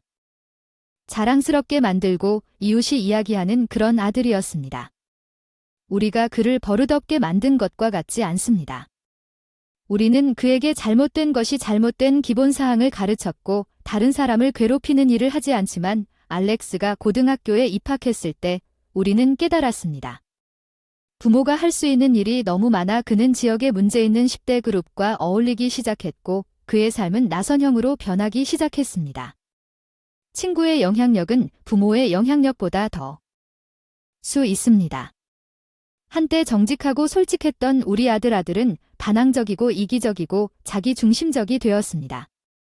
간신히 고등학교를 졸업하고 지역 대학에 진학하여 혼자 살기를 요구하기 시작했습니다. 우리는 그를 위해 아파트를 임대하고 그의 학비와 생활비를 지원했습니다. 우리는 대학이 그에게 긴박감과 독립을 향한 디딤돌을 주기를 바랐지만 알렉스는 간신히 수업을 듣고 겨우 졸업했는데도 목적 없이 지냈어요. 이제 알렉스는 40대 중반. 직업도 다른 사람도 괜찮을 건가요? 휴일에 집에 오겠다고 전화했을 때 그게 걱정이었는데 그때부터 모든 게 풀리기 시작했어요. 안녕하세요. 6개월 후에 들은 목소리는 분명 알렉스 여자 목소리가 아니었어. 귀엽지만 좀 나른한데 음이게 알렉스 전화야. 누구야 너야. 배경에서 희미하게 알렉스 목소리가 들려왔어. 미아. 알렉스랑 통화하는 미아. 알 수 없는 여자 전화가 와요. 나이든 여자는 누군지 모르겠어요. 알렉스는 지금 웃고 전화를 받았는데 엄마라는 걸 깨닫고 목소리가 눈에 띄게 짜증이 났습니다. 무엇을 원하세요? 엄마 왜 몇 년 동안 얼굴을 보여주지 않았나요? 휴일에 집에 가면 아빠가 그리워요. 사실 내 남편은 정말로 아빠를 그리워하고 있었을 거예요. 아마도 나보다 아마도 알렉스의 미래와 안녕에 대해 항상 더 걱정했을 거예요. 어쩌면 10대 시절에 둘이 많이 싸웠기 때문일지도 모르지만 알렉스의 반응은 차갑게 돌아오지 않았습니다. 집은 번거로워요. 난 미아랑 같이 있을 거예요. 최소한 아빠한테 전화라도 해야죠. 예, 알겠습니다. 그럼 아까 그 여자가 같이 살고 있는 미아랑 데이트 중이신가요? 방금 얘기했던 여자에 대해 물어보지 않을 수가 없어요. 여자친구가 정말 허락 없이 남자친구 전화를 받나요? 낯선 사람에게 당신처럼 무례하게 말하고 예의도 없이 말할 수 있을까요? 솔직히 꽤 터무니없었지만 알렉스는 대답 대신 짜증스럽게 혀를 찼습니다. 너무 짜증나요? 항상 그렇게 짜증난다고 했어? 항상 소리 지르지 않고 내 일에 간섭하면서. 그 사람은 알렉스의 반항적인 시절에 내가 소리 지르던 전화를 끊었지만 어른이 되어서도 그 사람이 나에게 그런 말을 하게 될 줄은 몰랐어. 그날 밤 알렉스와 이야기를 나눴다. 전화를 받은 무례한 여자에 대해 남편에게 말했고, 알렉스의 거친 말은 남편이 진지해 보였지만 결국은 임시직이라도 일한다고 말했어. 그에게 시간을 좀 주자. 남편이 보다 알렉스가 주변 환경의 영향으로 고등학교에서 변했을 때 충격을 받았습니다. 나는 그가 잘못된 사람들과 어울리거나 의심스러운 사람과 데이트하고 있을지도 모른다는 걱정을 했습니다. 아마도 나의 과도한 개입이 그에게 다가왔을 수도 있습니다. 나는 의식적으로 몇 명에게 연락하는 것을 보류하기로 결정했습니다. 몇 달 후 알렉스가 우리에게 연락했습니다. 그는 집에서 괜찮은 일자리를 찾았고 남편과 나는 모든 일에도 불구하고 곧 돌아올 것이라고. 자녀가 멀리 떨어져 있으면 불안하고 자녀가 돌아오면 위안이 되지만 알렉스가 집에 오면 낯선 것을 가져왔습니다. 그와 함께 있는 여자는 미아입니다. 우리는 결혼합니다. 남편. 갑작스런 결혼 발표에 저는 놀라움을 숨길 수 없었습니다. 특히 알렉스는 아직 임시직이었고 미아는 꾸준히 일하지 않은 것 같았고 그들은 정말로 안정 없이도 지낼 수 있었을까요? 수입 환영합니다. 미아와 알렉스 집이 너무 구식이라 바닥이 쇠퇴할 같아요. 두 사람이 데이트한 지 얼마나 됐는지 기억이 안 나네요. 당신은 세세한 부분에 대해 걱정하는 타입인가요? 노인 우리 질문에 대한 미아의 대답은 무시했습니다. 알렉스는 그렇지 않았습니다. 맞다. 그 사람은 남편을 따라 웃었고 나는 눈빛을 교환하고 실망하며 어깨를 으쓱했다. 남편의 직장 말이 우리의 반대에도 불구하고 그들을 불쌍히 여기는 것처럼 들렸다. 알렉스와 미는 우리가 M을 만나고 싶다고 하자 결혼을. 부모님은 우리에게 두 가족의 만남조차 거부할 필요가 없다고 말했고 고향으로 돌아오자마자 알렉스와 미아는 새 아파트에서 살기 시작했는데 알렉스가 분명히 기뻐하기 전에 우리가 살던 황폐한 곳과는 너무 달랐습니다. 하지만 수입이 불안정해서 이렇게 좋은 새 집의 임대료를 감당할 방법이 없습니다. 확실히 그들은 우리 돈에 의존하기 시작했습니다. 우리는 신혼부부로서 비용이 들 것이라고 생각하여 임대료를 돕기로 결정했지만 그들은 또한 더 오기 시작했습니다. 아마도 식료품을 절약하기 위해 자주 먹지만 미아의 태도는 그대로였습니다. 반찬은 역겨워 보입니다. 항상 색깔이 뒤떨어지거나 알렉스가 끼어든 것 같았습니다. 마음에 들지 않으면 짜증이 나고 없었습니다. 먹으려고 계속 나타나는 건 너야. 난 그냥 널 위해 추가 요리를 하는 거야. 미아는 당황하지 않은 듯 보였고 그녀의 영향으로 내 말을 심하게 받아들이지 않았어. 알렉스는 나에게 점점 무례해졌고 남편은 우리가 그들과 것을 두려워하게 만들었다. 그러다가 갑자기 남편이 출장을 가야 했고 그동안 회사의 잠재적인 후임자와 함께 다른 지역에서 몇 주를 보내야 했고 그 시간 동안 저는 알렉스와 미아를 혼자 상대해야 했습니다. 당신을 떠나게 되어 정말 죄송합니다. 이럴 땐 혼자 괜찮아. 어차피 버스에서 은퇴할 거고 봐봐. 우리에겐 기대할 게 있어. 사실 그건 끝날 때까지 버티는 문제야. 그 두 사람이 너한테 너무 않게 놔두지 마. 우리 서로 격려하고 며칠 뒤에는 남편을 배웅하고